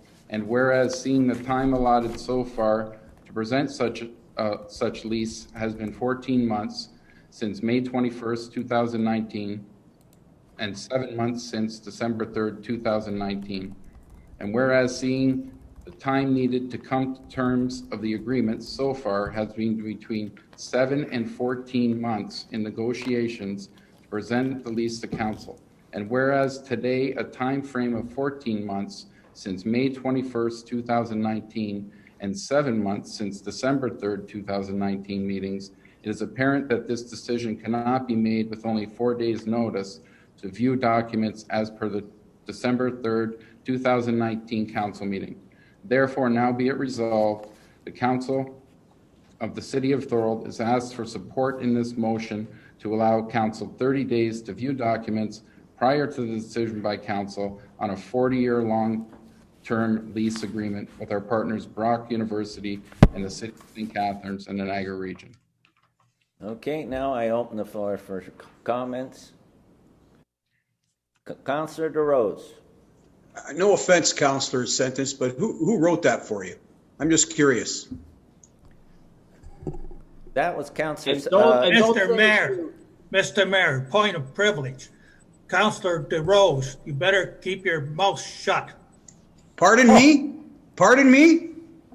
Mr. Mayor, are you going to deal with that or let him get away with that? Pardon me, Mr. Mayor? How dare he talk to me like that? I'm going to answer the question, okay? It's the same motion. It just as explained. I asked who wrote the question. Who wrote his motion for him? That's what I asked. And Councillor Neal, I don't appreciate you talking to me like that. 1 second, Councillor DeRose. I said that it's the same motion with just the public taking out. That's the same motion that Councillor Hanley put forward with just the word public taking out, okay? That was explained in the previous thing. Okay? Mr. Mayor, how do you not deal with people speaking to other councillors like that? That is ridiculous. They file a complaint to the Integrity Commissioner. Listen, Counselor Neal. I think I will. Counselor Neal. You owe me an apology, Counselor Neal, or I will go to the Integrity Committee. File a complaint like they all do. Counselor Mr. Neal, Mayor, you're through up. You want to bully people? Bully someone else. Listen, any talk comes through here, okay? Mr. Mayor, through you to Councillor DeRose, I was getting a little bit emotional there, and so I am sorry. I apologize too. I accept your apology. Thank you. Okay, and that's all that has to happen. It comes through the chair. Okay, Counselor Sentence, anything else? No, I was just going to answer the question for Councillor DeRose. I found that a little offensive that you're questioning my abilities to do it. I have no problem, as I said, with people seeing this. There's no problem with what Councillor Hanley brought up. I have no offense to anybody, but we are in could put ourselves into a horrible legal position, as you saw the email that we got too. So I asked for help from our clerk to help me form this. So there's your answer, and I hope that's okay. Okay, anyone else have any questions before I call the vote? Go ahead, Councillor DeRose, and then Councillor Wilson. Through you, Mr. Mayor, I just want to know, how did we get in this legal predicament that we're going to have legal ramifications? When did we agree to that? I don't remember that. Thank you. To the appropriate staff, please. Thank you. Does anyone want to answer that? There's things that you have to understand that might have to go on camera if you want to get into solicitor privilege. Mr. Mayor, I think this is before we brought the lawyer aboard. No. I don't understand how seems like backroom agreements that we had no privy to. Can I answer that, Mr. Mayor? Because if that's okay with you. Yeah. I'd like staff to answer. Point of order, Mr. Mayor. There's questions asked towards staff, not towards the city councillor. Point of order. Well, Councillor Wilson will get her fair chance to talk. But if you look at the chronology, and it's well documented, then you'll know that it wasn't before, it was after. Go ahead, to our CAO. Do you want to comment on this? Through Mr. Mayor, when the motion was put forward on July 7th, our solicitors was there at that time. Solicitors, in their memo that has been sent out to members of council on October 22nd, has outlined the reasons why it can't be shared in public, and I can't discuss that because that has been shared with members of council under client solicitor privilege, but they have identified in that memo why we cannot share it in public. Thank you. Correct. Okay, Councillor Wilson, go ahead. Thank you, Mr. Mayor. I don't even know what to say. Through you, I just want to preface in saying that I find it really disturbing how aggressive this council has become with each other. We're all going to have different opinions and our own idea of what we think is best for our city. And I just think that we should lead with respect for each and every one of us all the time, and respect that maybe a vote, we passed something you didn't like. That doesn't mean we don't like you or against you, and vice versa. Like, I don't understand why we have to be so rude. We're grown-ups, and I think everybody should start acting like that towards each other and staff. About this motion, I agree and I support it because I am not willing to put our city and our taxpayers in a position where we're going to be in harm's way legally and spend money on a document that is available for us as councillors to read, which I have. I spent an hour and a half. I asked staff questions while I was there. I gave my feedback. It's clear I wasn't locked up in a room. I sat in the mayor's office and read it, and they brought me a coffee. I didn't feel like a prisoner. I made my own time that was convenient for me, and I read through, and if I wanted to go back, I could read it again. I think we've been given ample opportunity, and I can just say that we are in a business agreement with Brock in the city of St. Catharines. So in no place in my entire professional career have I ever sent out a business agreement and partnership to any members of the public. So we are not hiding anything from the city. We were elected to make decisions in the best way possible for our community and we have the information to do it. Why would we need to put a partnership agreement out there when our lawyers have told us that's going to put us in a bad situation? I think it's right what Councillor Sentence brought up. And if you truly care about the future of the city, why would you put yourself in a legal position where our jobs are to review these documents, have our staff review them, and make a decision? It doesn't have to be a soap opera with stuff on social media and talking bad about people. We were elected to make a decision, and I'm perfectly fine doing that, whether people... No, not everybody's going to agree with me and not everybody is going to disagree with me, but I'm going to make a decision tonight and every night at council while respecting my fellow councillors on what I think is the best decision for the city. So in my opinion, I'm not going to put us in a legal position, and I've done my due diligence. If other members don't want to go and read it, that's your decision, but we've had ample opportunity and I'm fine making that our responsibility and not members of the public to read and put us in a bad spot. Thank you, Councillor Wilson. And that is one thing I can add is the business of council is done in the council chambers. I have Councillor Decker. Thank you, Mr. Mayor. I totally agree with Councillor Wilson's words, and I agree that there's a lot of disrespect and undermining, and we're supposed to be working as a team, and this seems to be going on and on and on. So let's make a decision already and get on with other matters that are happening in our city. And I agree, the public doesn't need to know if we were given an opinion by our lawyers. We're spending money and everything's about taxes. We're spending, with our taxes. Well, every time we have to call our solicitor, we're spending more money. So I agree with Councillor Wilson and Councillor Sentence. And honestly, let's be respectful of each other. This is ridiculous how this goes on every other week.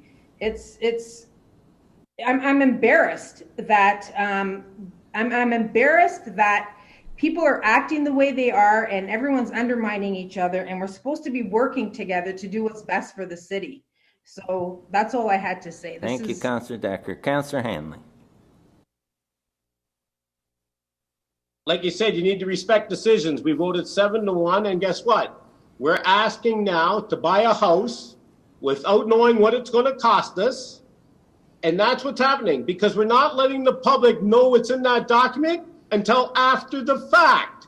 It's like going to buy a house and Mr. Hanley signed the document.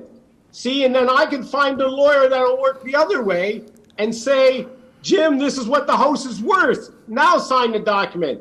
That's why they have lawyers, because one represents the plaintiff, one represents the defendant, like one represents the prosecution, one represents the defense.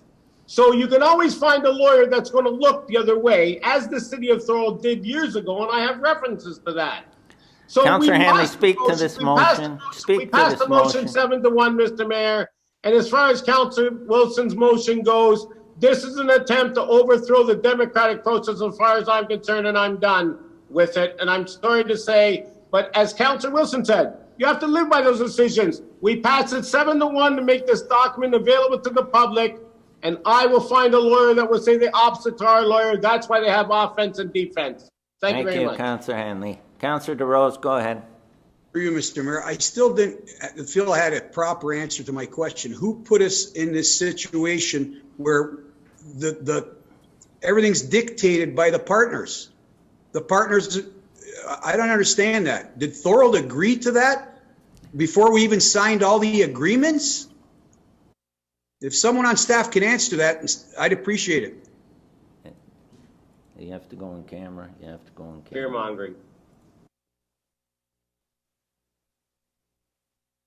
Go ahead, CAO. Are you going to speak on that? Yeah, is that someone going to answer, please? Through Mr. Mayor, Councillor DeRose, the agreements are still in draft form. They are still being worked out with the consortium partners.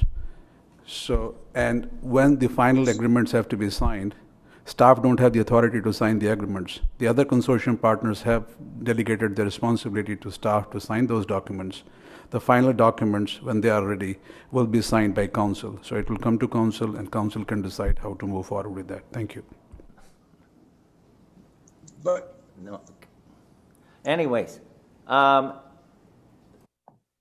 got anyone else that wants to speak? Go ahead, Councillor Longo. Thank you, Mr. Mayor. Through you to the proper staff member. This motion tonight,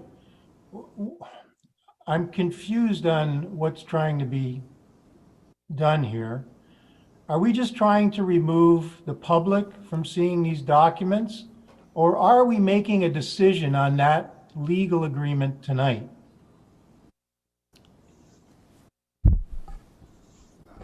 What we're doing tonight is amending the motion, and then we'll be having a follow-up meetings with our legal team, correct? At which time then we'll be making the decision to sign the documents. Okay? Through you, Mr. Mayor, I trust that'll be an in-camera meeting? You're absolutely correct. And I trust, Mr. Mayor, we'll be able to ask any questions we have, because I have a number of questions on the agreement Yes? that I've read. So tonight, this motion is just asking that we're removing the right of the public to view these documents, which council agreed to do originally. Correct.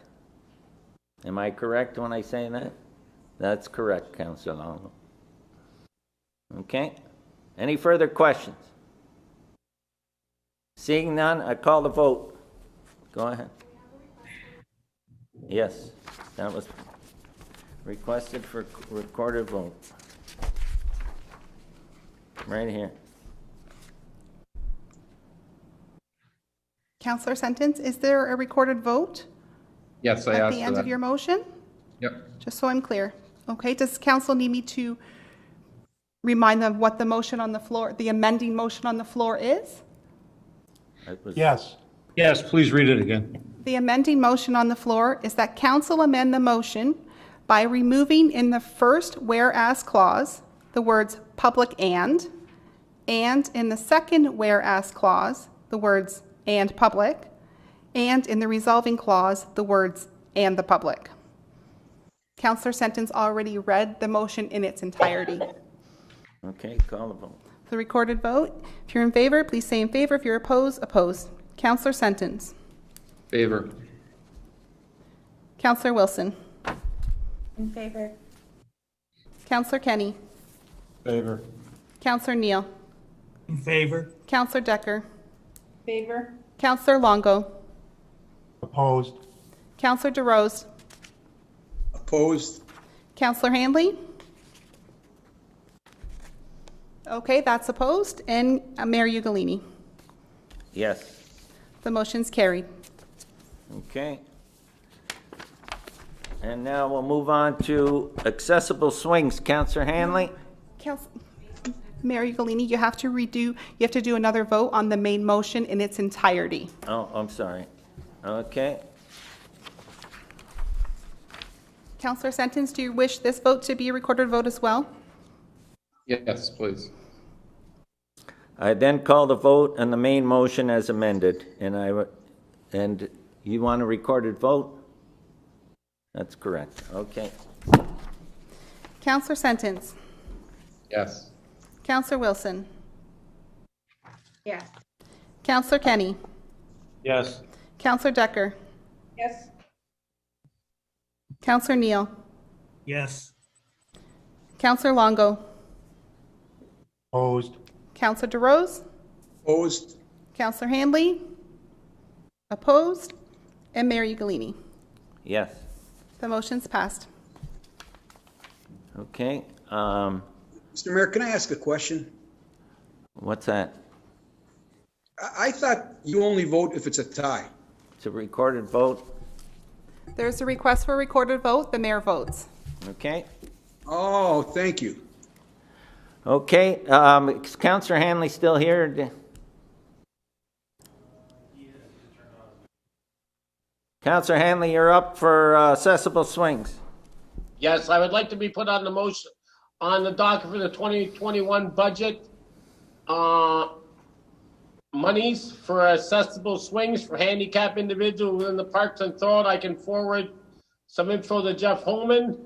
I've recently received some information on social media, mind you, in regards to handicap facilities that are available in other municipalities, and I look forward to having them installed in the city of Thorold, seeing that we're looking to spend millions and millions of dollars in recreational facilities for the betterment of our community. So I'm asking that be put on the docket or Yes. for the 2021, please, budget. Yes, go ahead. I know I've already forwarded stuff previously regarding that, but I'll let our city clerk speak to that. Go ahead. For you, Mr. Mayor, if Councillor Hanley could also forward that information to myself, and I can bring it to our Accessibility Advisory Committee at our next meeting. It's a great idea. And I can let you know the Accessibility Committee is was very thankful when I did present it and that stuff on social media, mind ya, and did respond to that and said that it would be great to bring it forward to council. So I appreciate that request. Councillor Wilson, did you want to speak to that? Go ahead. Yes, thank you, Mr. Mayor. I believe that's also part of our Parks and Recreational Master Plan, is it not? Yes. Okay, so we'll do that. That's duly noted, Councillor Hanley. Washroom facilities at Port Robinson. Well, seeing that, Mr. Mayor, thank you very much. Seeing that back before COVID-19 did strike, council did support a motion for me to do another volunteer project with volunteers within our community, as we did in McAdam Park, to build a washroom facility. Well, now I find it imperative that, seeing that with COVID-19 on the horizon and maybe only be getting worse, and who knows what they'll bring us into the future, that it now be borne the responsibility of the city to erect these washrooms, seeing that we have individuals using these splash pad facilities, such as Port Robinson West and that stuff, with no adequate washroom facilities in regards to washing hands, sanitizing, so on and so forth. And I believe that Port Robinson West is deserving of such. And being COVID-19 and seeing the scrutiny that I've been placed under and that stuff, I can no longer take these type of community projects going forward, not knowing what I may be faced with because of COVID-19 and the restrictions placed upon me. And I want to make sure everything's done copacetic. So I'm wanting to also put that on the docket for the 2021 budget, that the city of Thorold be responsible and step up to the plate and install washroom facilities for our youth and our families to use in washroom facilities, because some councillors may not be aware, but I was one of the driving forces as chairman of the Sullivan Park Restoration Committee back when I first became a councillor in the 90s, to see that new washroom facilities were put in place at Sullivan Park, as well as playground equipment and other amenities. And I did that again without the city of Thorold doing washrooms until I did again at McAdam Park in 2016, not myself, with volunteers graciously and with the support of council. So I'm hoping that council, come the 2020 budget, can find it in their hearts to do such, and that is deserving of our rural community, and step up to the plate and put it on the budget to build these washroom facilities that are needed, seeing what we are now faced with these pandemic crises worldwide. So that's my second thing with regards to that. Referred to budget. Okay, Councillor Hanley? Yes, sir. Thank you very much. Other than that, take care. Thank you. Okay, delegations to report. Michael Larkin of Larkin and Larkin Plan Use Planners is speaking to PDS 2020-45, and that is, I'll turn that over to Michael. That's the report on the Director of Planning and Development Services report on Rolling Meadows. So I'll turn this over to Michael Larkin. Michael, are you there? Yes, Mr. Mayor, thank you so much. Pardon me. My comments will be brief, Mr. Mayor. Good evening, Your Worship and members of council. For the record, my name is Michael Larkin of Larkin Plus Land Use Planners, here tonight representing Fars Holding Inc. They are the owners of the property to the immediate east of the draft plan of subdivision that's before you tonight. We appreciate the modifications made to the draft plan of subdivision before you tonight from what was previously proposed on October 20th. We nevertheless have an ongoing concern regarding the indicated realignment of Uppers Lane road allowance, which continues to be directed away from the existing municipal road allowance adjacent to my client's lands. Nevertheless, Mr. Mayor, we understand that the conditions of approval require Uppers Lane to be maintained on its existing road allowance, and we do appreciate that. And we also understand that the draft plan before you is expected to be further modified at a later date to correct this issue. Therefore, we'd like to also advise council that we are looking forward to working with the city and the Rolling Meadows developer to implement a cost-sharing agreement between the landowners to ensure the fair and equitable treatment of all parties with the development interest in the secondary plan area. Finally, Mr. Mayor, I'd like to acknowledge the work of your staff that have done to help resolve matters between the owners to date, and we look forward to continuing working together towards the realization of the overall Rolling Meadows community. Thank you, Mr. Mayor. Thank you so much, Michael. Is there anyone that has questions for Michael? Go ahead, Councillor Longo. Thank you, Mr. Mayor. Through you to the presenter. Mr. Larkin, I just want to understand, your client and you are happy with this report and you support it? Yes, we do, Councillor Longo. Sorry, through you, Mr. Mayor. Yeah. Okay. Even though you need to work out this cost sharing agreement, you're okay with, I guess, taking that risk? Through you, Mr. Mayor. Yes, the changes that were made to the draft plan extend the roads that will eventually extend onto my client's lands to the boundary, and there's a 1-foot reserve attached to them, which is appropriate. So we think that, and we have had discussions through the town with the owner, indicating that there will be, or their interest in a cost sharing agreement. So we're confident that we'll be able to work this out with the developer. Great, thank you very much. Any further questions? Seeing none, Michael, thanks very much for your presentation or coming to council and speaking on this issue.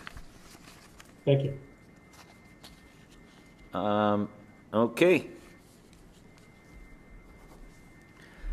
Consent reports. We have 3 consent reports, no, 2, right?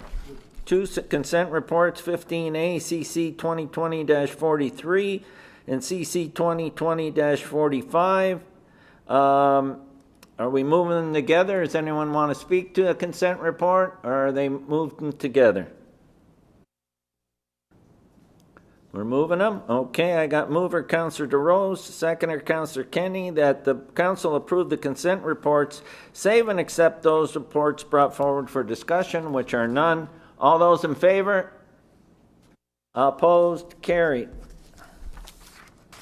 Discussion reports. PWCS 2020-56, moved by Councillor Kenny, seconded by Councillor Hanley. And I'll turn this over to our Director of Public Works and Community Services, Jeff Holman. Go ahead, Jeff. Thanks. All right. Go ahead, Councillor Kenny. Yeah, it was seconded by Councillor Hanley. He looks like he left the meeting, so you might have to get somebody else. Is he here? Huh? Okay, he's there. Oh. Okay, and I'll turn this over to our director. Hey?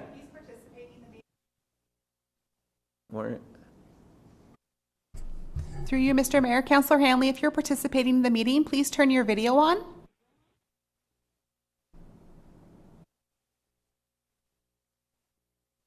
Okay, do you want to select another a seconder then? Seconder, I've got, can I get a seconder, Councillor Wilson?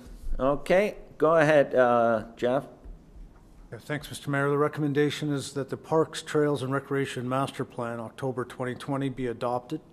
And second, that staff be directed to incorporate the recommendations into the 10-year capital forecast.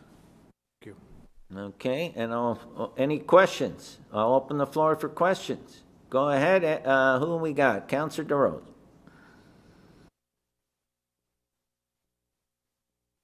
Through you, Mr. Mayor. Jeff, thank you. Jeff, what was the cost of this report?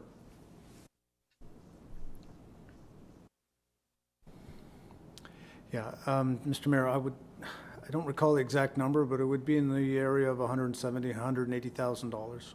Yeah, and that was approved by the previous Sorry, council. let Am me I just correct? double check that. Just 70,000. Okay, so 70? this was sorry, $70,000. And that was approved by the previous council, am I correct? That was the previous council, Councillor DeRose?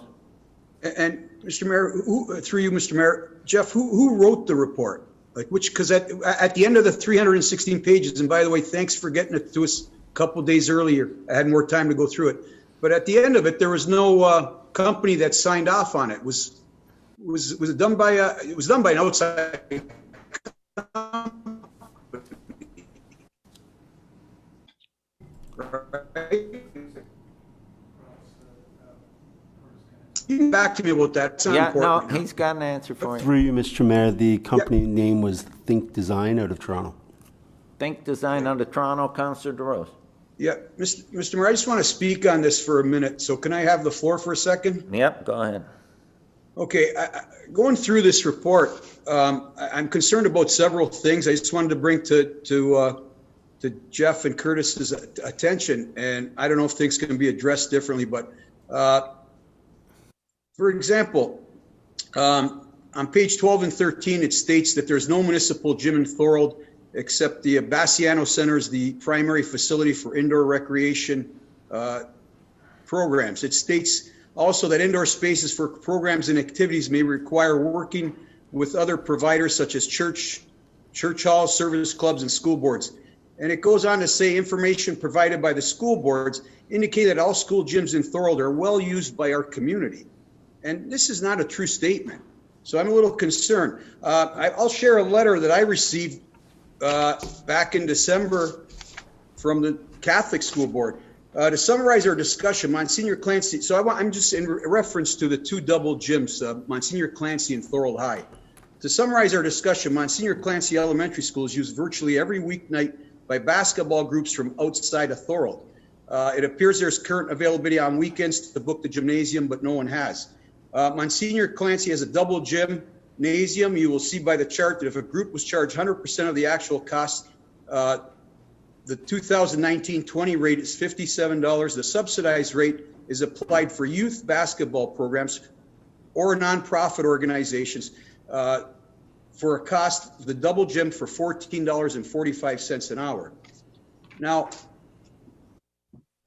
Clancy Gym said they do not rent to any outside, any Thorold users. The only group that's using the double gym at Thorold High is the TCAG on Thursdays in the spring for volleyball. So, and what they say in there is kind of concerning. They're saying how the Games Park is going to be the equivalent of adding 4 more school gyms to Thorold's supply. So we're not using the gyms we presently have, so for almost free. So I don't understand how we're going to be using up the gym time. I know one gym will be allotted to us, and I think this cost is going to fall back on the taxpayers. I just want to make that point. The lack of page 32 and 34, the lack of attendance at focus group sessions is very concerning. Low participation in the group survey. And also, I think the data that we received over the phone in 183 telephone survey, 83 internet online. So basically, it's biased. Less than 1% of Thorold residents had a say in this report, not including staff.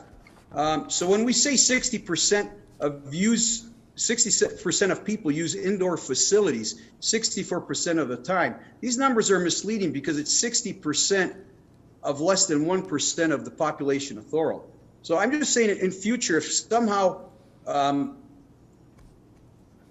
we can make sure these surveys are done differently, but I guess that's the group. So I'm not blaming you, Curtis or Jeff, but the group should have looked at different ways to reach out to the people of Thorold.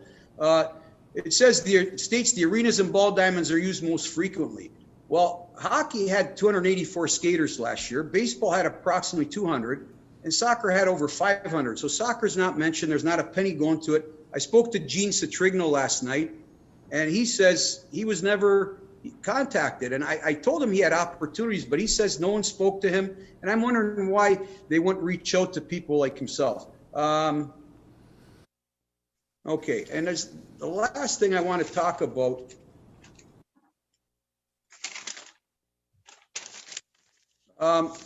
is on page 43, Jeff and Curtis. Can that, I would ask if council could somehow support this to remove that page from the report. And what I'm gonna share it with people. If you didn't get to page 43, it should be removed ASAP. I'm not sure if it was meant to be funny or an error in judgment, but it states, so it refers to a book. It talks about attracting tourism and people to Thorold. And Trevor, a book written by a guy named Trevor Cole, The Whiskey Kings, includes an intriguing book. This is from the report, an intriguing look at Thorold's role in the Prohibition area. It states Thorold was thoroughly corrupt. It speaks of mobsters, bootleggers, corruption of the police carried out by people of Italian descent, because he names the people. So as an Italian that has contributed to the betterment, Italians that have contributed to the betterment of Thorold, I take offense to this. People like my grandfathers that came here to help build the Welland Canal. My Uncle Albert had the grocery store on Front Street, my cousin DeRose Construction, and all the other thousands of Italians that helped make Thorold a great place it is today. Why would anybody dignify stories of criminal behavior, of what happened, and name Italian names? I think that's a slap in the face to all Italians in Thorold. And there's so much positive history in Thorold. I'm sure our focus could be something other than what's being promoted in this report. So I would ask, on behalf of all Italians, deceased and alive, that we remove page 43 from that and look at something more positive that we can attract tourists or visitors with. Thank you. Do you want to speak on that, Curtis or Jeff? Thank you, Mr. Mayor, and thank you for the comment, Councillor DeRose. I don't think the intention was to point the fingers at any particular group. It was simply to point out the fact that there is some history in Thorold that we should be looking at acknowledging. Perhaps this isn't the best example, but one of the things that we need to do as part of this program is to develop proper cultural programs and let the community and tourists who come from outside our borders to know a little bit about how Thorold evolved. I think that really what the intent was. Looking at it through the lens that Councillor DeRose painted, I can see where it doesn't necessarily put us in the proper light and probably should not have been included. So we can make sure. I appreciate the comment, and if it's council's direction to have that removed, we'll certainly do that. So, Councillor DeRose would like that removed from the report. Do I get a seconder for that? Hey, it's just a comment. We don't need to have a. You can just delete it from the report. It's a whole page, Mr. Mayor. It's a whole page 43. Okay, I'll leave it with staff. Okay, Councillor DeRose? Yes. Thank you for that. Thank you. And one last question. Mr. Holman, is there any way staff could prepare, going forward, 10 years from now, is it like, does staff have the capabilities to produce something like this? Well, I don't see why not, but I just wanted your professional opinion on that. Councillor DeRose, every year in your budget, you'll see the forecast for that long. But anyway, if you want to reiterate. Oh, I know, and I always think that we hire too many consultants, and I think we should do more things in-house, because the people in-house have a feel for the community. Thanks, Mr. Mayor.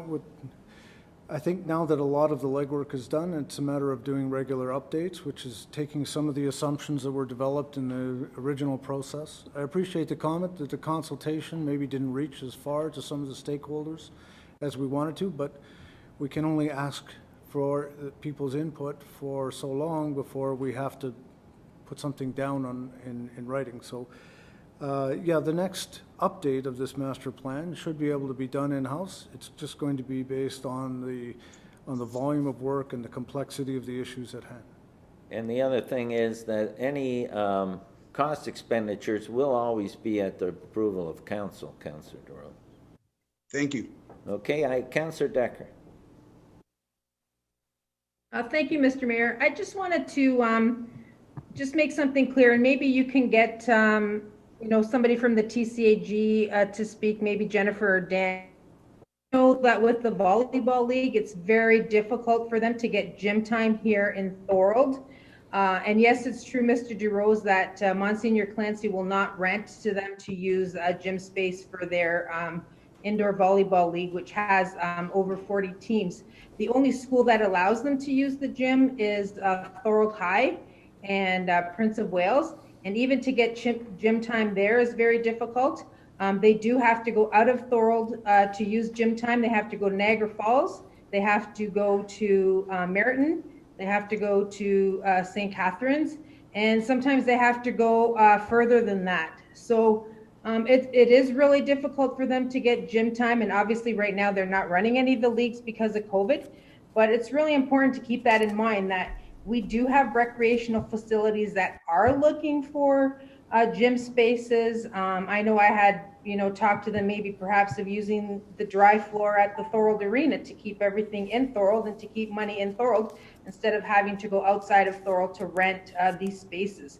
So you may want to talk with Dan or Jen, because they can tell you how difficult it is to get gym space. And it's probably not only for them, I know it's for other activities as well. And I know that too, because I used to help run that volleyball league with the TCAG. So I just wanted to make that point. It's not as easy as people think for them to get gym time. It's nothing bad. I just wanted to make a point. That's all. Thank you, Councillor Decker. Anyone else to speak? Go ahead, Councillor Longo. Yeah, thank you, Mr. Mayor. I do have a few questions on the report for staff. In the report, it mentions the James White Arena and turning it into a dry floor field house. Is that the plan?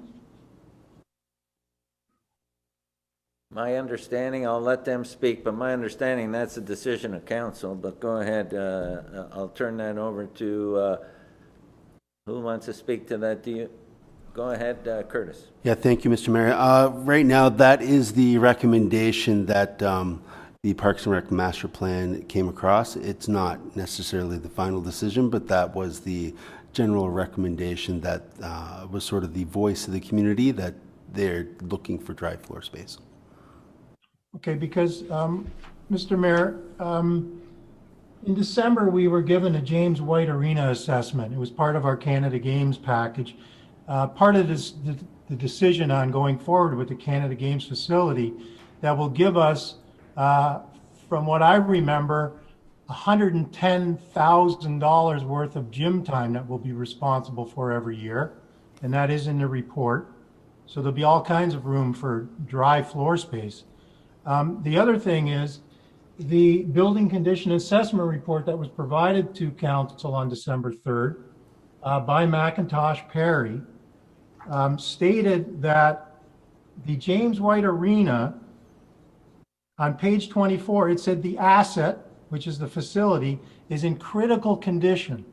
Also on page 67, it said in the next 3 years, 5.5 million would need to be spent to bring it up to standard. I'm not sure why the James White Arena would even be considered in our long-term Parks and Rec Master Plan. We are investing in a $90 million facility that will have 4 gymnasiums, 4 outdoor volleyball courts, anything else you could imagine. And it's in this report to keep it. I thought part of the plan was to decommission and to save some money and move our recreation needs out to the new center. So I'm confused how it got in here and why it's being recommended to keep open, period.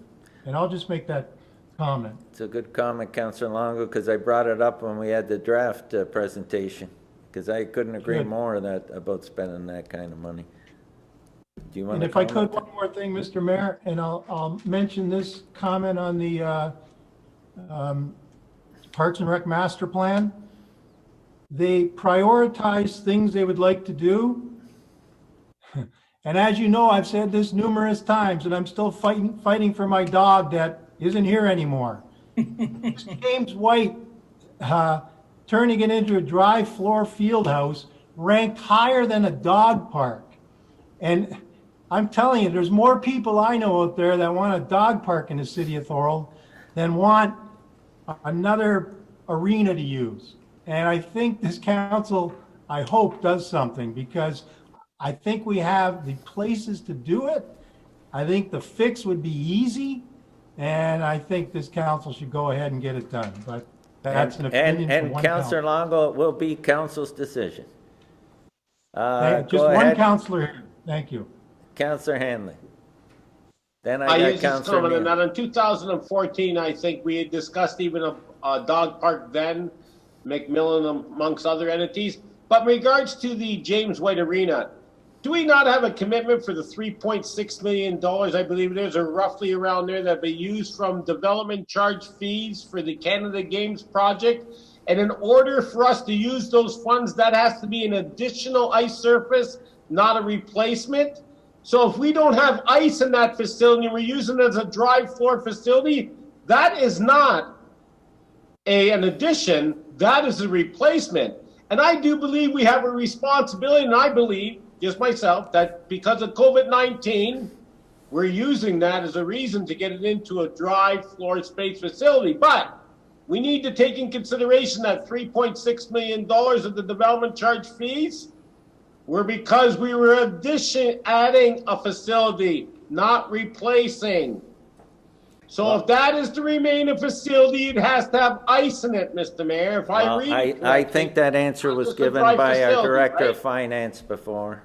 And it was well documented, and you know that the Director of Finance give the guidance on that. Go ahead, Councillor Neal. It has to remain an ice facility, I believe. So I just want to make that noted, that it has to remain an ice facility, not a dry floor facility. Anyways, go ahead, Councillor Neal. Thank you very much, Mr. Mayor. It's a 318-page report, and I think we all pretty well all went through the whole thing at least once, if not twice. And there are some good recommendations in it. And it's for, we shouldn't be discussing anything about whether it's an arena, dry floor thing, or anything else tonight. This is a report by a consultant, not by the city staff. And somebody, anyways.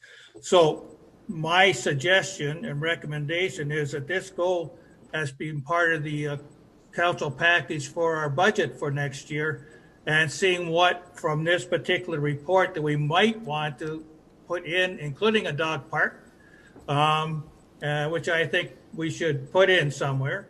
But we shouldn't be discussing it tonight. I think it's a report. I don't think it's a very good report myself, neither. I think most of it we could have done ourselves. I know most of the recommendations that they say, I already had it down on a list before they even started. But there are some good things in here that I didn't recognize. Adult fitness stations at the Melsport Park, for instance. Just as a side effect here. But I think we have to give this report some credence as far as some of the information that is in here. But I agree with Councillor Hanley and Councillor Longo that I wouldn't want to put a dry floor, that's my own personal opinion, a dry floor facility in the old arena. I think there's better things that can happen on that piece of land than a dry floor situation. Anyways, that's for another time and another place. And I think I'm actually surprised it came, so we just have to talk about it for 5 minutes and pass it. Because this is a 318-page report, and it has a lot of things in it that we can discuss. And so we need to discuss it at another venue, and not just at a budget venue. It should be discussed at a specific meeting to look at what they're suggesting and recommending. So anyways, that's all I'll say tonight. Councillor Sentence. Thank you, Mr. Mayor. No, I was just piggybacking on Councillor Longo's thing about dog parks. I heard a lot too, and I still think there needs to be two, one on each side of the tunnel. So that's all for the budget. Thank you. And I couldn't agree more. Okay, anyone else? Councillor Longo. Yeah, so Mr. Mayor, just for clarification, the recommendation is that the Parks, Trail, and Recreation Master Plan be adopted. Can I have some clarification what it means if we're adopting a report? And I understand what Councillor Neal's saying. Are we just receiving this report? Mr. Mayor, the adoption of the report just means that the council has received it for information. The real direction here is to incorporate it into the capital forecast. So at least we'll have a set of priorities that we can bring back to council for their consideration during budget time. And that we're not just reaching for new ideas as they come around. At least they've had a little bit of legwork done to determine their viability. And as part of that process, we'll have to test some of the assumptions that were made when they developed this report at least 6 months ago, if not longer. And we know that there are some things in here that probably we would not want to recommend again. But I think at least by adopting the big list, the 105 recommendations, it'll help staff focus on those items to bring them back to council for their final decision. Would you be comfortable with changing the word adopted to received? In my mind, it means the same thing. I know, Mr. but would you prefer the word received, Councillor Longo? No, I just appreciate that explanation. It was very good. Thank you, Mr. Holman. Okay, so you're good with it. Okay, so I'll go ahead to our CAO. Yeah, through you, Mr. Mayor. Also, if you recall that during our strategic planning discussion, some of the short-term items that has been discussed in Parks, Trails, and Rec Master Plan, including the dog park, is being incorporated in our strategic plan as well. Just wanted to bring that to council attention. Thank you. Okay. Any further questions? Go ahead. I'll turn it over to our city clerk. Go ahead. Through you, Mr. Mayor, to Councillor DeRose's comment earlier about redacting that single page, if you can put an amending motion on the floor with a mover and seconder, and then we'll pass the full motion as amended. Okay, so I got a mover, Councillor DeRose, and a seconder on that, Councillor Longo. That page 43, if I'm not mistaken? It's actually page 35. Page 35, Councillor. 43 was the index pages. Yeah. Page 35 be redacted. Okay. Is there any discussion on that? Seeing none, all those in favor? Opposed? Carried. And now that PWCS 2020-56, mover Councillor Kenny, seconded Councillor Wilson, be accepted as amended. Correct? You could say adopted as amended. Adopted as amended. All those in favor? Opposed? Carried. Can I ask a question? Can I just clarify the vote? Councillor Hanley, you were a little bit late putting your hand up. Are you in favor? Yep. Thank you. Okay. PWCS 2020-57, moved by Councillor Decker, seconded by Councillor Neal. And I'll turn this over to our Director of Community Services, Public Works and Community Services. I'll get that right, yeah. Thanks, Mr. Mayor. The recommendation is council approve a cost-sharing agreement with the Niagara region for its share of the Pine Street, Highway 58 to Beaver Dams Road infrastructure replacement project, and two, that the mayor and clerk be authorized to execute the necessary agreement. Thank you. And anybody want to speak to that? Councillor DeRose. Yes, I just want to say, well written, Jeff, and it's cost saving for everybody. So great decision. Thank you. Okay, anyone else? All those in favor? Opposed? Carried. PWCS 2020-58, I have a mover, Councillor DeRose, seconded by Councillor Longo, and I'll turn this over to our Director of Public Works and Community Services, Jeff Holman.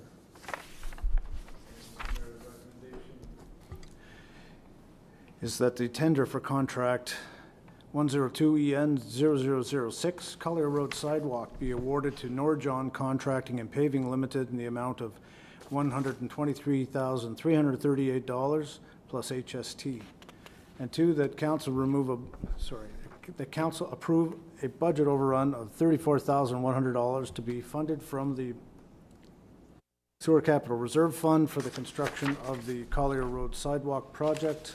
And three, that the mayor and clerk be authorized to execute the necessary contract documents. Thank you. Okay, is there anyone want to speak to this? Go ahead, Councillor Sentence.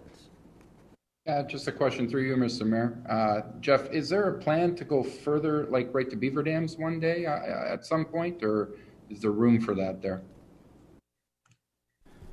And Mr. Mayor, in our last discussion with the Niagara region, they have plans to conduct an EA and reconstruct Collier Road from Beaver Dams to Highway 58.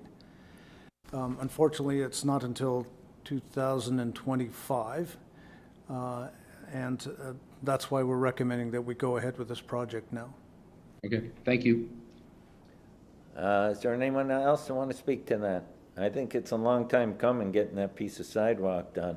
And I think it'll be great for active transportation in that area. All those in favor? Opposed? Carried. PDS 2020-45, moved by Councillor Hanley, seconded by Councillor Wilson, and I'll turn this over to Director of Planning. Richard, you're up. Thank you, Your Worship. The recommendation of the report is that the Director of Planning and Development Services report, PDS 220-45, be approved as presented, and that as per Section 5147 of the Planning Act, RSO 1990 as amended, that the circulated modified draft plan dated September 24, 2020, and the subsequent modifications to the plan of subdivision resulting from staff discussions that are depicted on the modified plan dated October 28, 2020 are deemed to be minor changes and that written notice is not required. And third, that the modified plan of subdivision for Rolling Meadows dated October 28, 2020 be draft approved subject to the modified conditions in Appendix 2. Fourth, that the modified conditions in Appendix 2 be approved as presented. 5, that the mayor or designate be authorized to sign the modified draft plan dated October 28, 2020 as approved 20 days after notice of council's decision has been given as required by the Planning Act, RSO 1990, as amended, provided no appeals of that decision have been lodged. And 6th, that draft approval be given for 3 years, after which approval will lapse unless an extension is requested by the developer and granted by council. Is there any questions on this? Seeing none, all those in favor? Opposed? Carried.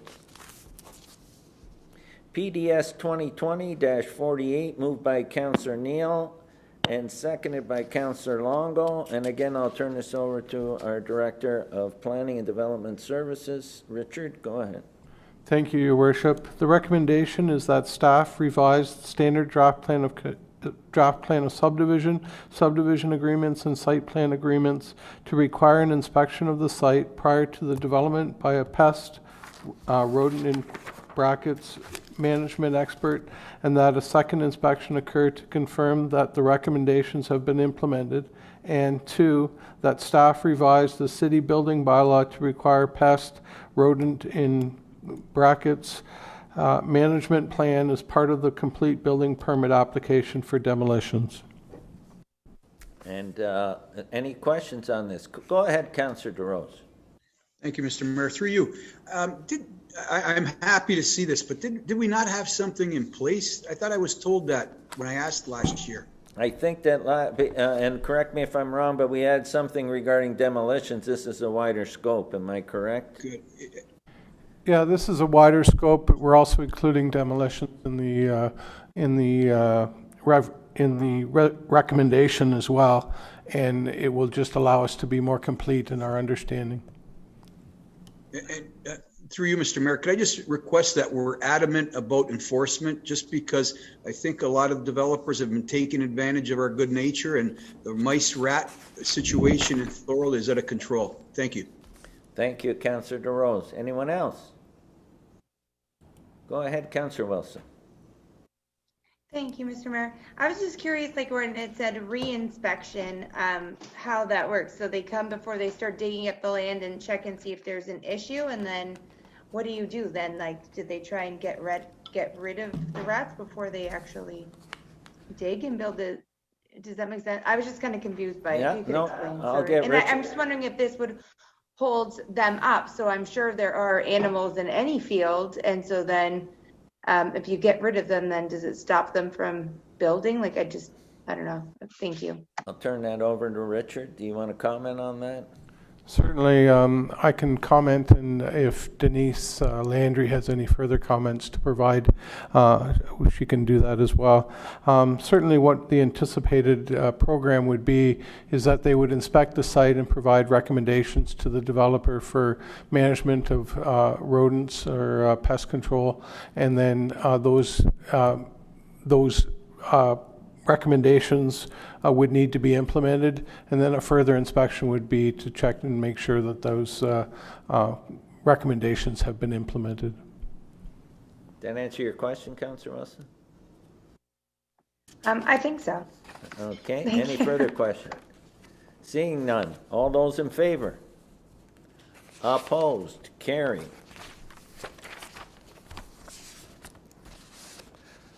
And up next, PDS 2020-49, moved by Councillor Kenny and seconded by Councillor Sentence. And again, I'll turn this over to our Director of Planning and Development Services. Richard, go ahead. Thank you, Your Worship. The recommendation is that Council maintain the current approach that fencing of rear yards of individual properties and new subdivision builds is optional and at the discretion of the property owner. However, Clause 2 says, if council decides to pursue a requirement for rear yard fencing in new subdivision builds, that the Confederation Heights Phase 8 subdivision first be used as a pilot for that requirement. Okay, and I'll open that up for any questions. Seeing none, all those in favor? Opposed? Carried. PDS 2020-50, I have a mover, Councillor DeRose, seconder, Councillor Decker, and again, I turn this Your over. Worship, just on the recommendation, is council deciding to pursue the pilot project? Okay, let's have a further discussion on that then, that the pilot project for rear yard fencing, do we want to pursue that? And I'll have Councillor Wilson's first to speak on that. Thank you. Yes. I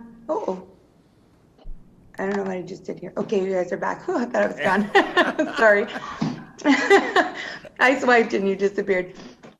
I would like to try the pilot project because I think that was a big idea just in trying to make sure we don't have massive parties in these new subdivisions. So, and I thought at the time that we were going to have, we had made a motion to have a group get together with some ideas and talk to some developers and people in the area and have more of a focus group for ideas. I'm not sure, through you, Mr. Mayor, to staff, I don't know if that happened. I think staff did do that. I'll let Richard speak on that. Go ahead, Richard. Yes, through your worship to Councillor Wilson, we did have a bit of a session with developers subsequent to council's request that we talk to the developers. We've had 2 developers provide us comments. They were helpful comments in terms of what we were trying to understand would be our difficulties in implementing such a program. But we do have it in one of the subdivision agreements that if counts for Confederation Heights Phase 8, that if council decides that they wish to proceed, that we do have it in the subdivision agreement to implement that. For the Phase 8, am I correct? For Phase 8, correct, yes. Okay. Councillor Kenny, go ahead. Yeah, it was actually in the report that the builders were complaining about. It was going to add quite a bit of cost to their to their builds. So this isn't, we just can't decide, well, I guess we could just decide, let's give it a try. They're saying that it's not a good idea at the present time because it's going to add quite a bit of cost to their builds, and it's going to be obviously passed on to the buyers of the homes. So do we want to do that at this particular time? I guess that's a decision we're going to have to make, but I'm not really in favor of increasing housing prices in Thorold at the present time for fencing that the homeowners could build once they purchase the house at a later date when they might have more money to afford one. Go ahead, Councillor Wilson, you wanted to speak? Go ahead. Thank you, Ms. Mayor. Yes, if I could just speak to that. So if a builder is building several lots and they would hire one company to put fencing up, so it's like going to Costco and buying toilet paper, right? I buy a lot of it when I go to Costco, but my cost per roll is a lot cheaper than going to Walmart. And I think the point is that we have residents in Thorold that are leaving these new communities because people are purchasing these homes and renting them to multiple individuals in room settings, and then they're having large parties in the backyard. And I know of one couple, actually the one who is responsible for this idea, and I think it's a great idea that, you know, it's like a football field back there and these parties grow out of control. If you had fencing, you wouldn't have 200 people in a backyard because none of them have fencing. So yes, the cost would get passed on to the homeowner, but they're going to have that cost regardless to build a fence. And I don't know, I live in a subdivision, everybody has a fence in our backyard, so you either do it when you buy the house and the builder does it. Personally, as a home buyer, I would be more apt to buy a house that already has a fence built and not have to find somebody and deal with the contractor. So I think it's going to increase the cost, but it's also going to make it a more peaceful environment for members in our community that are in these subdivisions. So that's the purpose behind it for me, not to cost people more money, but to stop what's happening in these new subdivisions from happening in our community. Go ahead, Councillor Longo. Thank you, Mr. Mayor. I agree with Councillor Kenny. This is just going to add cost to people trying to get into the housing market. I don't believe a fence is going to alleviate the issues that we have in these neighborhoods. In fact, it'll just give some people something else to break. So I wouldn't support this. If somebody wants a fence, they could put it up on their own at their own cost. But to add it to the price of a new home just doesn't make sense to me. So I'll vote against this. Anyone else? Councillor Kenny, go ahead.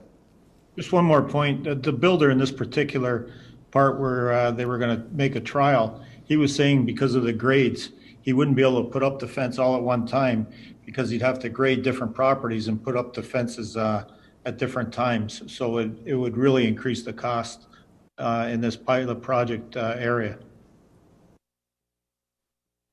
Anyone else? Go ahead, Councillor Wilson. I'm not saying it doesn't necessarily have to be this one particular location, but I think that it is something that we should try. So if it's not feasible in that situation, and maybe the question to staff, is this the area where it's a condominium situation? If I have the right area in mind. I think this is mixed use of singles, semis, and townhouses. Am I correct? It's a mixture of singles and townhouses. Okay. Singles and towns? Does anyone else want to speak to that? Councillor Hanley. I think I'll just sit on the fence on this one, Mr. Mayor. Councillor Sentence, go ahead. Thank you, Mr. Mayor. We had friends that had to move out of Confed for these reasons. I think it's a good idea, but I think we need to look into it a little bit more and where it goes. So I do think it's a good idea, but I think we need to look at it a little bit more to come up with a better idea. So what do you want to do? Do you want to refer this back to staff? I mean, Sure, Mr. Mayor, we can do that. We can defer it back if the plan, we want to make sure the pilot plan, we've thought about every aspect, I guess, but something needs to be done. And I do think fencing will help. Can, can I get a motion to refer this back to staff? Does anyone want, I've got Counselor, who wants to refer it back? Anyone? Counselor Wilson, seconder. Counselor Hanley. That, there's no debate on a referral. Do we, all those in favor? Opposed? Carried. Excuse me, Mr. Mayor, were you just referring item number 2 back to staff? Yes. Yes, correct. Okay.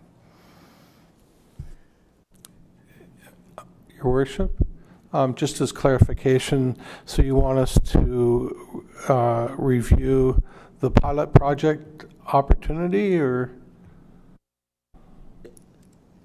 We want to review the pilot project opportunity, whether it's in that place or another place. Am I correct, Councillor Wilson? Yes. Okay, thank you, Your Worship.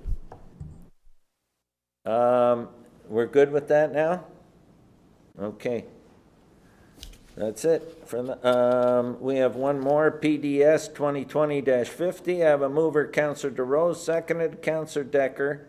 And again, I'll turn this over to our Director of Planning and Development Services, Richard Van Der Zand. You're up. You're having a busy night over there. We've been a busy department. The recommendation is that Council approve the criteria identified in Report PDS 2020-50 to define development proceeds in Section 24(4)B of Bylaw 02/2020, the address the new development charge exemption program. Okay, and I'll move this if there are any questions. Seeing none, all those in favor? Opposed? Carried. We got closed, no, any notices of motion? Seeing none, we're going to move into closed session. And I'll read that now. In accordance with Section 239 of the Municipal Act, a meeting or part of a meeting may be closed to the public if the subject matter being considered is related to potential disposition of municipal land. Could I have a motion to move into closed session to discuss City Clerk's Report CC 2020-44, Part Township Lot 222, Towpath Road? Can I get a mover and a seconder? I got a mover, Councillor Decker, and a seconder, Councillor Wilson. All those in favor? Opposed? Carried. And now we're going to move into closed session, so you know you got to log out and log in under the closed session. Okay, the closed session Zoom.